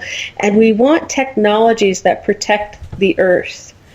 If we were to really work together and be open with each other and saying, no, we want to put our money and our time and our energy into the technologies that work, that are low entropy, that don't require fossil fuels, that don't require wars, that don't require coal. I hate to say it, Trump wants to bring back coal. Well, yeah, that would put the people who work in those mines back to work. But the fact of the matter is that's not healthy for the Earth.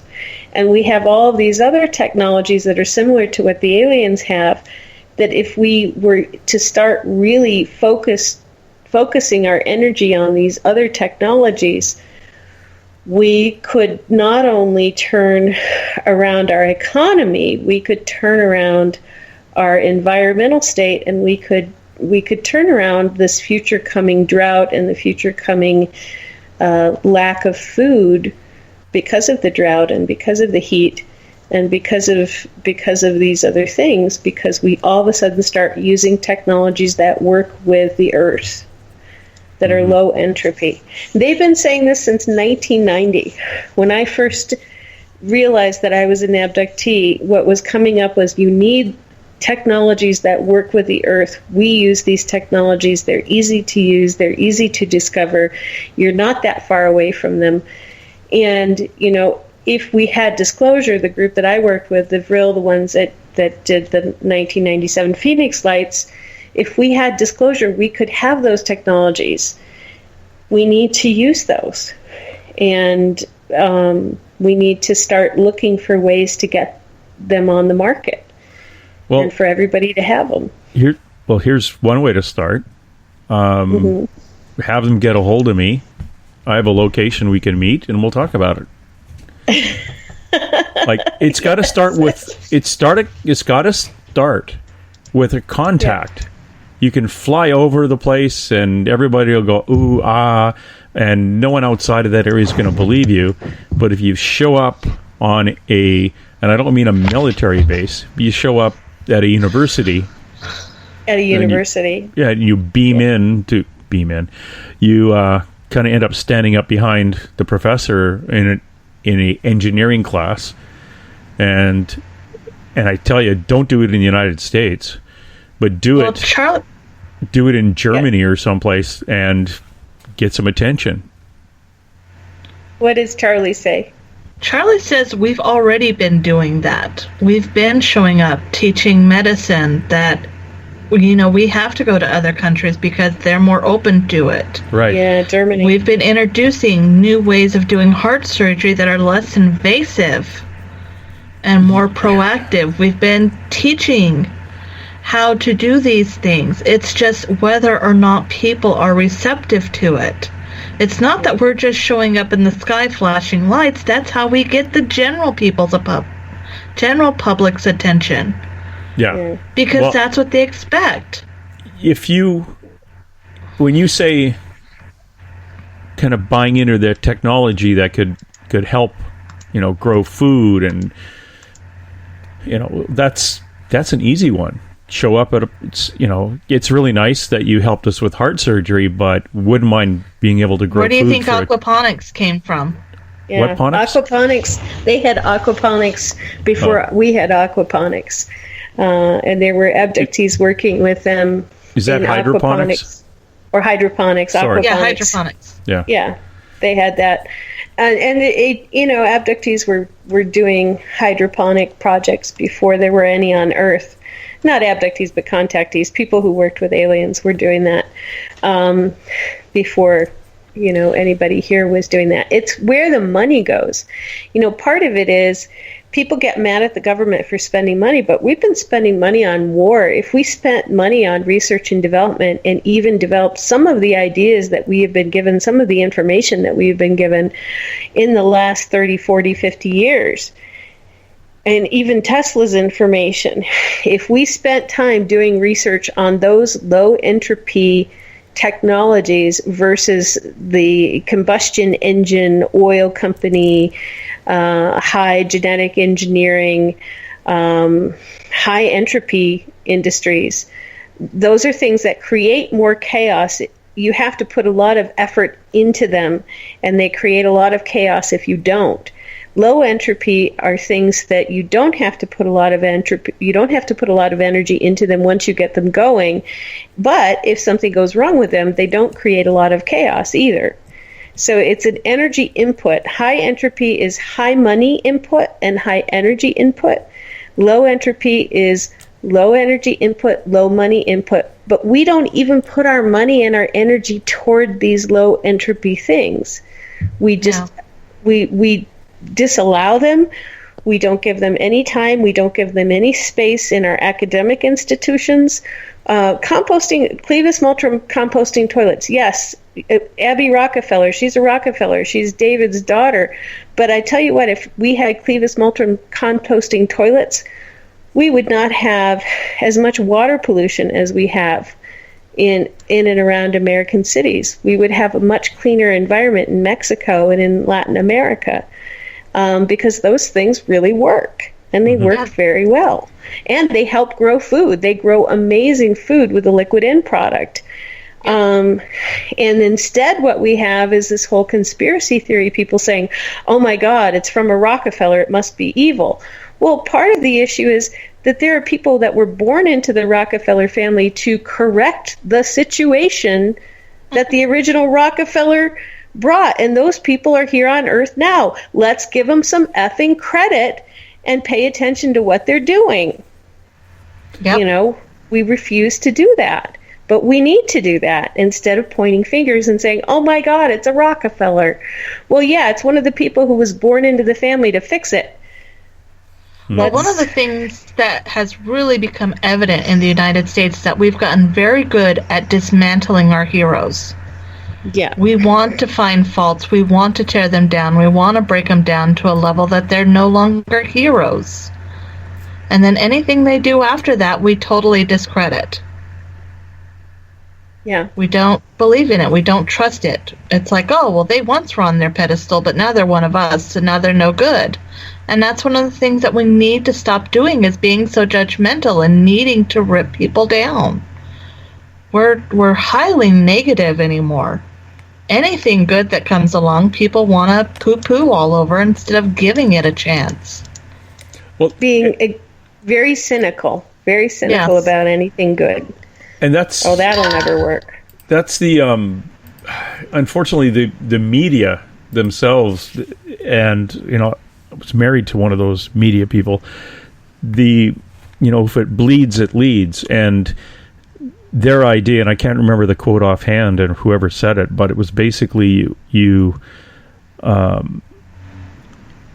tear down those who are propped up, and you prop up those who are down. There's a much better way of saying it. But that's what they do. Yeah. If you're on a pedestal, their job is to knock you off it. And if you're the person groveling in the street, unemployed, their job is to rally people around you and put you on the pedestal. And then once you're on it, they knock you down and start again. It's a self-fulfilling prophecy. It's a circle. The media doesn't report news as much anymore as it makes it.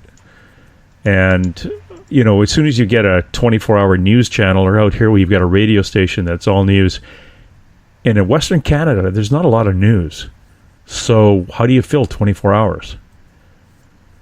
You know, it's not that often you get a man biting a dog, but, you know, you'll have somebody talking about weather for an hour and a half, 2 hours, 3 hours, and if all you have to do is have a politician stub their toe or change their mind, and you're off on a tangent.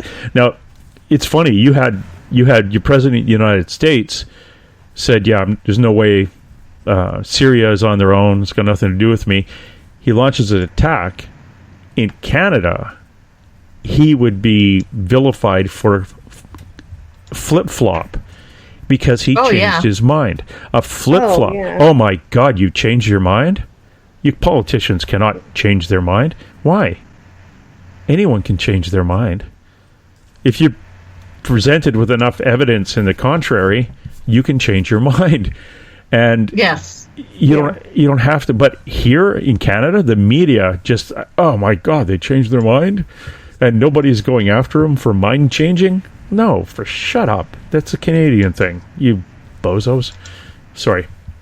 Deep breath and relax. That's why the Canadians should just hang back and wait and see what happens, because you guys don't like changing your mind. Oh, it's just stupid. Bunch of mind changers. Yeah. But no, it is all interesting. I mean, we just I don't know. The way Charlie puts it, we've been interacting with you all for so long, and we've been trying to change things, but you're just such stubborn creatures. Well, and once you get comfortable, that's why Canadians don't like mind changing, because you're comfortable with a certain aspect, a certain comfort zone, and those comfort zones, they get so rooted in, and you just can't get out of them. Yeah, and honestly, you can say we've got people in positions in education that are teaching us how to do A, B, and C, and you've got all these people leaving university with all these great ideas and ending up flipping burgers because they get a job somewhere. I really think if somebody showed up, 5 guys in black suits showed up with dark glasses and said, "Hey, we're aliens, and you don't believe us? You don't believe us? Watch us lift the ceiling off this place." And then they go, "Okay, you're aliens. What are you here to teach us?" "Well, we're going to teach you how to build something that's much better for solar energy. Very cool. Let's do that. Instead of just kind of starting as a janitor and working your way up into being a teacher or being in the back, giving information to somebody. It probably would come a lot quicker. Look what happened during the Second World War when you had countries competing very quickly to try to get the best aircraft, the best fighter aircraft, the best tank, the best this, the best that. Technology went right through the roof in a 5-6 year period. And then it just kind of planed off after that until there was a war. And then it was, we got to get better than the next guy. Well, we don't need a war. Just get a bunch of people digging in and going for it. It's I don't know. I think free will is the wall that we have to between our space brethren coming in, giving us information, and us. And I think it comes back to what you both have said, is we get lackadaisical and just think, okay, everything's going to be okay, and let somebody else worry about it. And if that's our free will, and they're not going to really impede on that, then we've kind of shot ourselves in the foot. I think people no longer feel, the bulk of people are so desperate lately. Baby boomers, you're a baby boomer. I'm the first Gen X, year.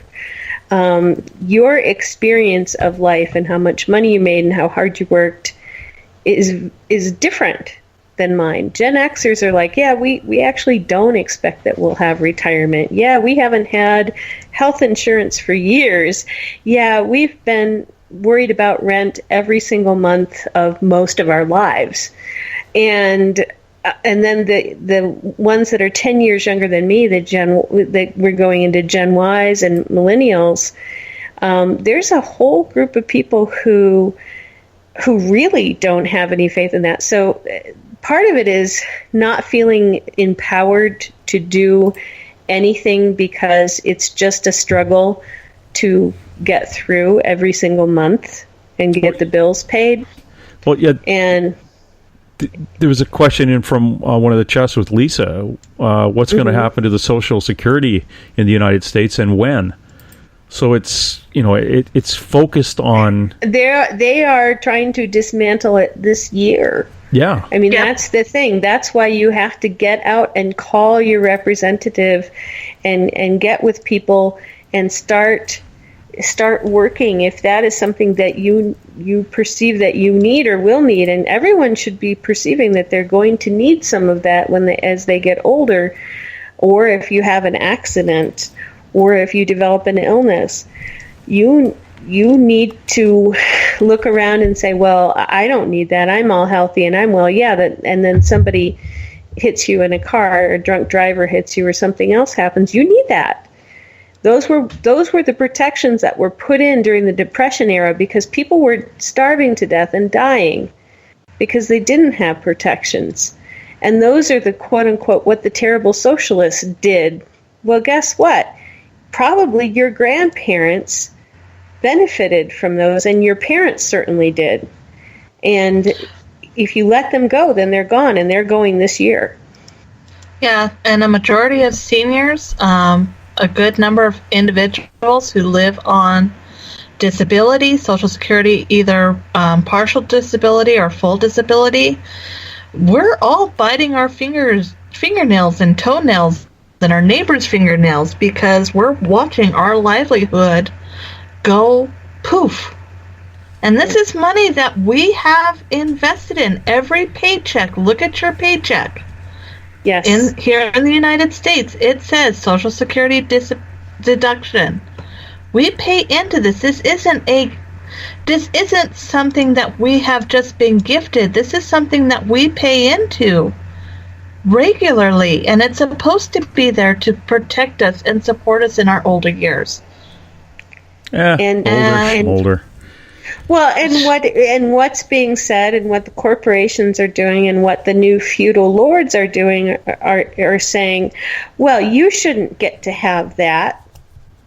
Well, why not? Why shouldn't your normal everyday person get to have some security, especially when it's something that they have paid for throughout their entire working life? You know, it's not a tax. It's something you have paid into. Everyone has paid into. So this whole thing about calling those who have taken part in the system deadbeats, you know, that's fascism. Entitled. I'm sorry. It's fascism though, because fascism really lives off of calling the weakest deadbeats.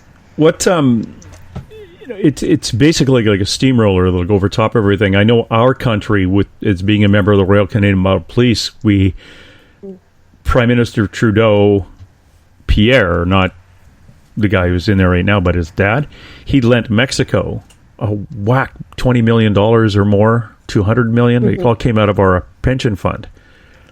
And they defaulted on the loan. It was just, here's a gift. So I always think a part of the Baja Peninsula belongs to us. But it's stuff we'll never get back. There is so much money going out. It's amazing. And it's, there's so many systems that have it done perfectly. You guys are in a process, or in this bizarre process of trying to figure out a healthcare system. Go to Germany, take the best one in the world, take their book, have it translated in English, bring it in and say, we're going to do this one. It's the best healthcare in the world. But that's not what they want to do. And it includes free daycare. Woohoo. Yeah. Yes. And it works. And Germans learn 4 languages. Oh, who cares about that? Before they graduate, and they also we should all be learning 4 languages. And they learn how to use machine guns at the age of 16, but that's a whole other issue. But there are systems around the world that work. You could cherry pick if you want to make a new one, and just plug it in. And if you are in a position where you don't have to listen to the public, and you are actually you care about the mass majority and the future, and not have to listen to people banging at your door saying you can't do that because I won't be able to get my Mercedes polished at the same place. You could make a utopia, but it's too many people who've had their hands out for too long. But we have got completely off subject. We've got. I want your guides and crew to kind of kick in here too. And when we say what we have to do, we have to get along with each other. If we can't, and we see this thing coming, and Skeeter and I talked about this at one of the shifts, and Skeeter kind of bluntly put it, you better be able to know how to grow crops, go hunting and skin a deer, because there's not going to be any stores. It's going to be back to trading chickens for potatoes and potatoes for peas or whatever. Get really good at making arrows and learn how to shoot a bow, because you're going to need it for and get yourself some big dogs. Yeah, because you're going to need to protect yourself, and you're not always going to be able to get bullets. Well, that's something that I find really funny. Is a lot of people are like, well, I have my guns. Well, where are you going to get your bullets and your gunpowder? Because last time I checked, those don't grow on trees. No, gunpowder. I from an old episode of Star Trek, I know how to make some. And Star Trek's good for everything. You should just put that out as it. It's the music. If I'm fighting somebody, it drive me crazy. And I would just get Eugene from The Walking Dead. He can make the bullets. It comes down to it. How many bullets do you need? Honestly, if I have friends who hunt moose, they knock a moose off. There's meat for a year for 2 people. They also have vegetables and fish, but that's a big animal. That's they can dress out 600 pounds, cut and wrapped. So that's 1 bullet if you're lucky. If you had 1,000 bullets, that's good for a couple of years. So it's like about 800. Unless you get tired of moose, or everybody else in your neighborhood shows up saying, "Hey, we want moose too." Right, and there's we want only your 3 moose, and there's 700 of us. So Billy's looking a little chubby. Come here, Billy. There are things we're going to have to do, and it comes down to getting along. And we talked about this. We had, Maria asked us once if we had seeds, and she said, "Well, if somebody came over and wanted my seeds, what do I do?" You've got to think of it as that they're our seeds. Yeah. They're not my. It's not my anything. It's all ours. This is going to be one little commune that'll join with another commune, which will become one big commune, which I think is called a communist state. But it's all sharing and getting along and planning. Yeah, it's relying on the skills of the people in your community to help support the community. For anyone who's taken a basic social class in college, one of the things that they have you do is plan a perfect society, and they give you a selection of individuals to put in your society. I remember being picked on because I refused to put lawyers and police and whatnot in my society. I went with farmers and whatnot. But you really need to look at it as, what can I contribute? What can I put in? What can I do? And don't just think of this as for when the apocalypse comes. What can you do now to help grow your community? Yeah. I mean, if it means putting on a pink hat and marching out to help support those in your community, put on that damn pink hat, march proudly, and say, "Here I am." If it means going out and standing in bad weather and going arm in arm to defend a water source, then do it. What can you do now to help support your community? Because what you do now is going to support your community in the future. If it means tearing out your grass lawn and planting a garden that you can eat, then tear out your grass lawn. Yep. There's community groups out there that actually offer to take over your front yard. They plant everything, they care for it, and you get a portion of what's grown in there, and the rest goes to a community food bank. That's what I was just looking at down the street from about a half mile from my house is a little local police station that had a big green space beside it, big kind of like a field. And a few years ago, they just opened it up for a community garden. So we have those all over the place around here. It's they're kind of cool. It is something we're going to have to do. We're going to have to start paying attention. And again, if you just tuned in, we're talking about what's going to happen. We believe is going to happen from our communication with those not only on the other side, but those from outside of our little solar system here. And with us, we have Elizabeth Anglin and her crew of guides, and we have Skeeter Welhouse here on the shift with her crew. It is awkward when you think about civil unrest and protest. Who is going to get it now? And I really mean this. I want to get some input from the people behind you, the people over your shoulders, the beings over your shoulders. During civil unrest, it's my opinion that, and in the past, in Western, or actually everywhere in the world, when you get a large group of people who are upset about a government, the military is called in. I'm seeing a change in the attitude of the military because I hang out with these guys. I'm in a veterans organization, and I don't see them sticking behind some idiot who says, "I want you to go out and push that motley crew, down the street." Now I used to be on a tactical team, or what the layman may call a riot squad, and there's very specific. There's a science behind that.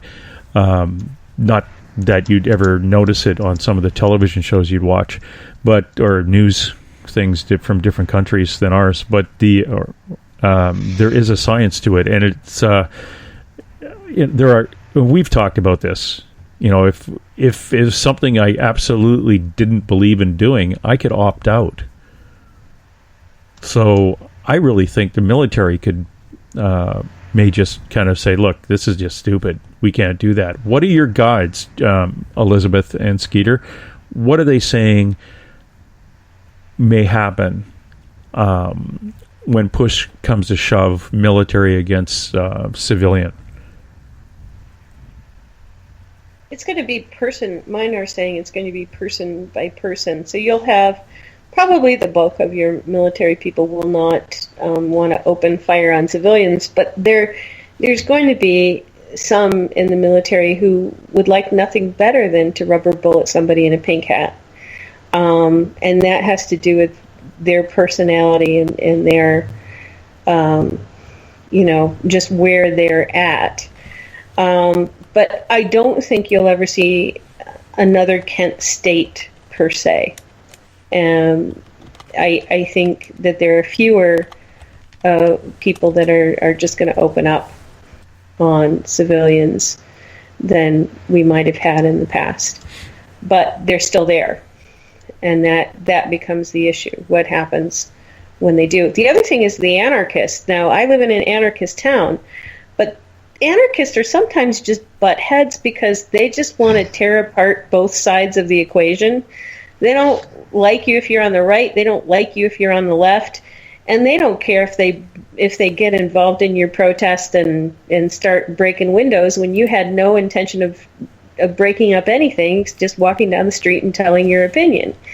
And when you get the military involved, when you have the anarchists in with your group, and you can't stop them from showing up in with your group, then you have an issue. But they're just a-holes because they hate everybody. It is interesting because we talk about the military, getting rough with the public, but there are a couple of countries. Yours is one of them. The Balkans are a few others where the population's just as armed as the military. Yeah. And I mean, even if the anarchists just have rocks and they're, breaking up store windows, that's enough that it's no longer a peaceful protest. No. Yeah, it's no longer. And Mason's chipping in here. He says, this is my time period. Mm-hmm. Now you got, and I apologize, he's channeling pretty hard. You got to understand, I was there. I was there when Martin Luther King was marching. I was there when all this was going on. And yeah, it starts out peaceful, but then you get people going, and then you get other people who are trying to rally it up, who are trying to stir the mix, and before you know it, you got people getting hurt. You got people on our side getting hurt. You got people on their side getting hurt. You got to get people to stop trying to sabotage each other, because that's what happens. We get in there, and we're trying to do our job. We're just trying to keep the peace, and then before you know it, you got these people coming in who just want to stir it up. Right. They just want to cause trouble. They don't care which side you're on. They just want to cause trouble. And they'll call themselves anarchists. They just call themselves a-holist. Because, the true anarchists would never do that. The true anarchists know that everybody can be moral within themselves, and that's what true anarchy is. The ones who are the anarchists who are breaking things up and stirring the pot, you guys are just a-holists. Cut it out. It's not really... it's not... Like I was saying, there's a science to do with there is a science, but we were trained to identify those people that were racking up everything. They're easier to identify now because they're all wearing black hoodies, gas masks, and carrying backpacks. So those are the ones you pick off. Before that, there were. If you look back in the '60s, and you. Of course, you guys like talking about your country, but we'll focus on your country and your marches turning into riots. You couldn't tell. Everybody back then had really short hair and wore the same clothes as everybody else. And so Mason's bopping in here. He says, let's not look at the United States. Let's look at all these other countries.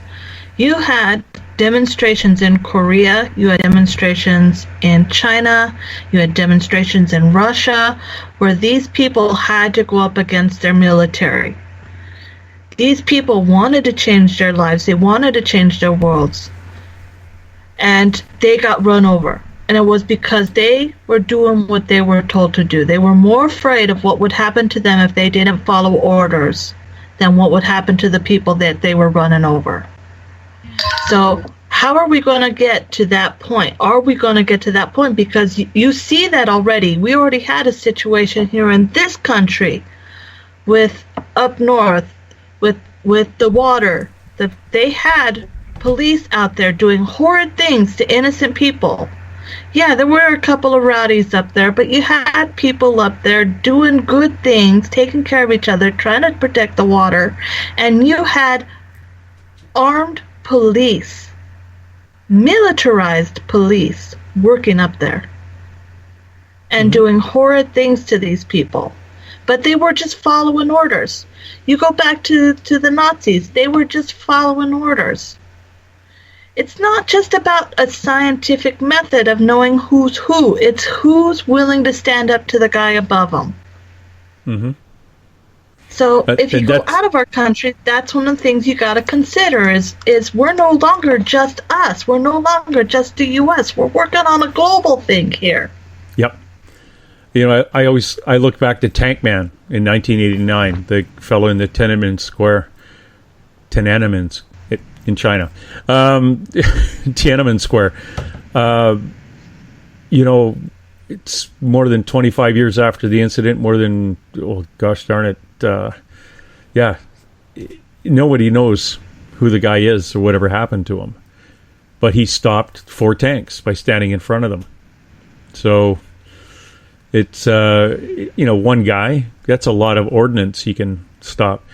And it meant a lot symbolically, whether it's the Kent State people sticking flowers in the ends of the guns, and I can't remember if one of them was it the brother of one of the National Guard guys sticking a flower in it, or sister or something. Anyway, you know, there always is going to be somebody who's, you know, going to maybe is a little bit crazy and a little bit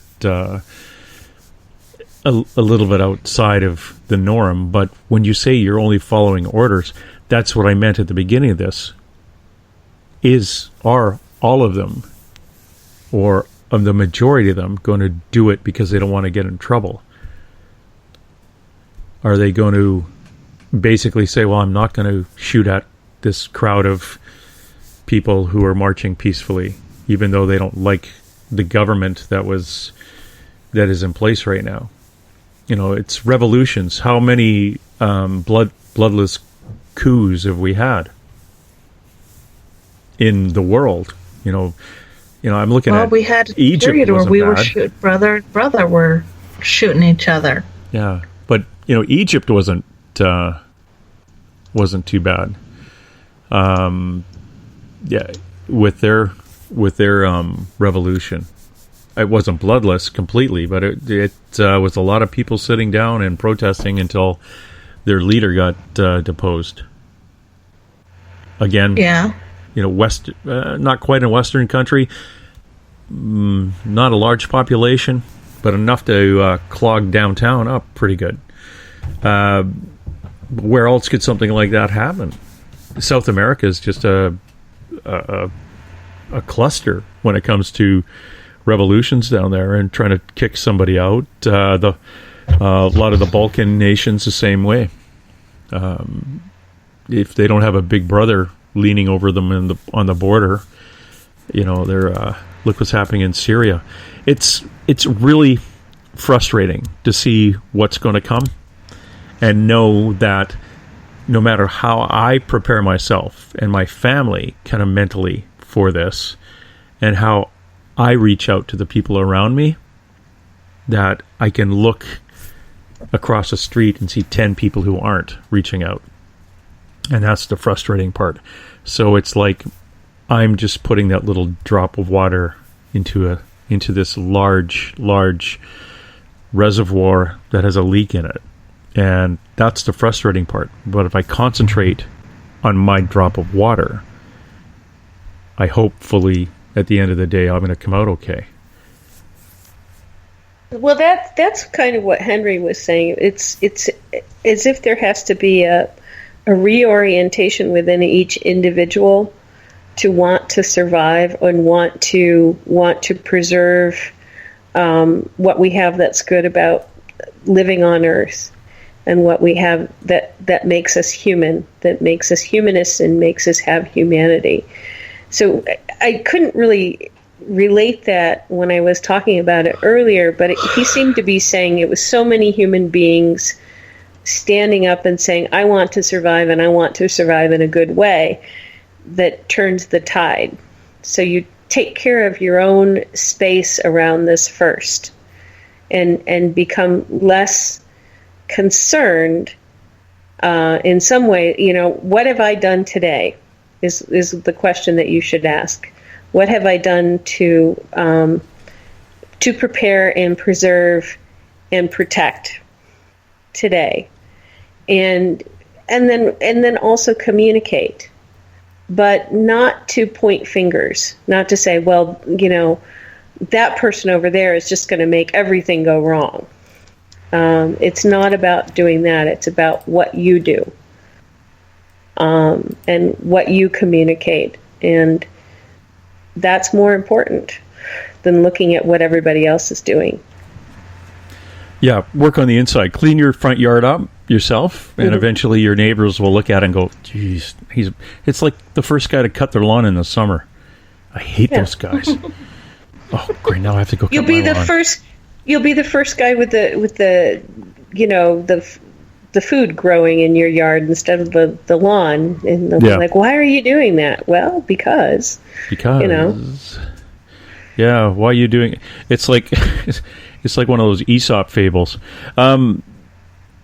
It's going to be interesting. It's going to be an interesting few years. Luckily, I'm not going to live right through, let's see, was it 2020 to 30?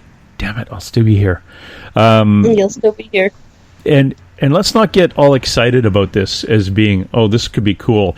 And I'm pointing at my friends down at WQEE down in Noonan, Georgia, the home of The Walking Dead. It's not all walkers. We can't. It's not fun. It may be fun for an hour every Sunday, but it's. I don't think it is. It would be a lot of fun to be going out.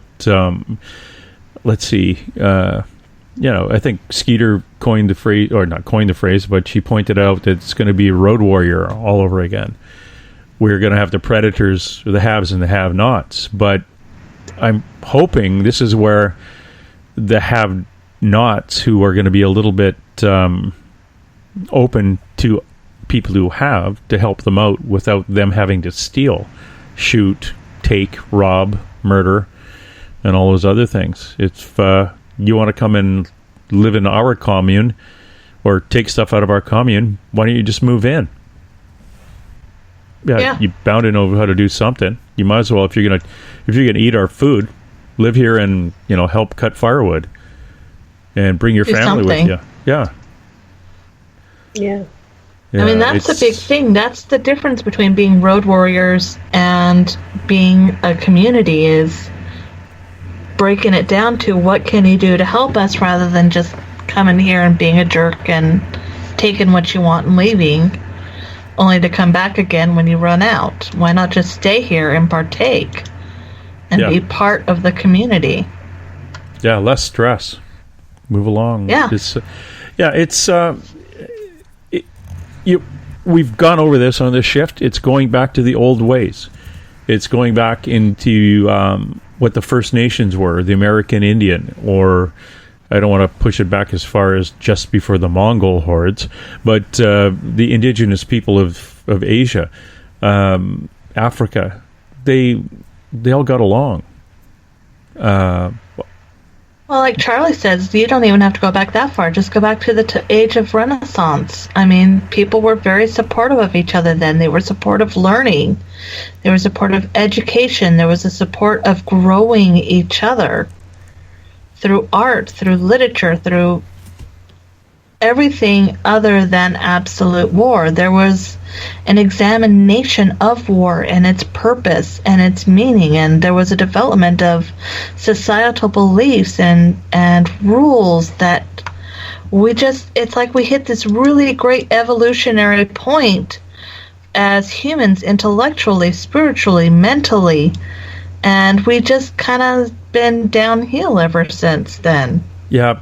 That's the Renaissance. And we need to get back to that Renaissance point where you've got these massive communities supporting and growing themselves in more than just one way, but as a societal whole. We are a little more connected. Does that make sense? It does, but as human beings, we're a little more connected than... I think about wanting a violin from that time period. It's like, they don't make music like they used to make music. No, they don't. Because the Renaissance to me is the icing on top of a cake that doesn't taste that very good. The Renaissance was when you guys are talking about it with the music and all that. The houses they lived in were still built by slaves. It wasn't that much of a crime to be a pedophile. You could still rape your daughter, and there was some real dark crap in the Renaissance, and that carries right back out into. Sometimes I think about those things when I'm looking at an old Western. I'm thinking, that's not exactly how nice a little town in Cheyenne would have been, because there's that 40% dark underbelly that wasn't really addressed. And we now address those things. So let's hope, beyond all hopes, that if the Renaissance comes up again, we're going to sweep that dark stuff off the cliff. Because no matter how much we can hug those people who want to bite the heads off of whippets, it's not going to work. Sorry, did I get a little dark there? That's my police brain kicking in. And the Cowboys. Come on. They didn't have toilet paper. What do you think they were anyway, stuff that I don't want to get into. I don't want to go back that far. I still want to have toilet paper. I want to have running water. I need Netflix. Okay, so as long as all this stuff can come through in my commune, I'll be good. Did I lose you guys? Oh my God, they're gone. Absolutely gone. Yeah, they did. They dropped off the face of the earth and never came by again. Hi. Hello. Skeeter, what were you up to? Yeah. Elizabeth was answering my question about if her guide saw the same thing mine did about a lot of our problems are that humans have just forgotten to take care of each other. Cool. Did you guys hear what I was talking about at all? Nope. Oh, okay then. I'm not going to get into it. It was pretty dark, and it was about the Renaissance and pedophilia and stuff. We're looking on the positive side. We're looking for a happy note to end on tonight. Oh, yeah, and I'm actually... happy. You know what I'm happy is that there's so many beings who are protectors. You know, I had a choice of shows to do tonight, and I asked my friend who's a mountain fairy if he wanted to come on, and he got shy. But I asked him, I want to talk about what you do. He goes, well, I'm a protector. I protect the land. I protect the plants. That's what I do. I'm a protector. So I think, the positive thing is protection. Think about how you can be, align yourself with the beings of goodness and light who protect all living things, who protect that spirit of the divine, that spirit of the creator in all of us who are on that wavelength. And if you do that, everything will become easier to do and not such a drag. You know, not so hard, because you're in good company, and when you get in good company with other protectors, you know, it's beautiful and easier. So that's what I have to say about that. I like that. Yeah, it's easier. It's an interesting concept. It is, and I'm going to walk us out the door here because before I end up doing something silly and blocking a bunch of people in the chat room. Hey, want to thank everybody for tuning into the shift. I want to thank Elizabeth Anglin, Skeeter Welhouse for dropping by with their guides. We're going to get this thing worked out. We're not all going to die Thursday. We're going to go maybe to Friday. So thanks, everybody. And that's you and Skeeter, Elizabeth. Okay. Okay. Thank you. Hey, and everybody out there, for God's sakes, people, keep an open mind. All right, that's it. Let's roll. And hey! Let's be careful out there. Far over the snow, what are those voices? They sing and they go. What are those voices? Look up for the mountain. Here come the mountains. Because somebody hide, somebody better hide on through the hill, like a pack of angry wolves on the trail. We are after you, dead or alive. We are out to get you, dead or alive. And forget your soul. If you're the one, better run away. Son, you are done. Throw your gun away. Here come the Mounties to get the man they're after now. On through the hill, like a pack of angry wolves on the trail. Dead or alive, we are out to get you, dead or alive. If you're the one, better run away. Son, you are done. Throw your gun away. Here come the Mounties to get the man they're after. No! I see dead people. I'm sorry, Dave. I'm afraid I can't do that. Dave's not here! Headline edition, July 8, 1947. The Army Air Forces has announced that a flying disc has been found and is now in the possession of the Army. Army officers say the missile, found sometime last week, has been inspected at Roswell, New Mexico, and sent to Wright Field, Ohio, for further inspection.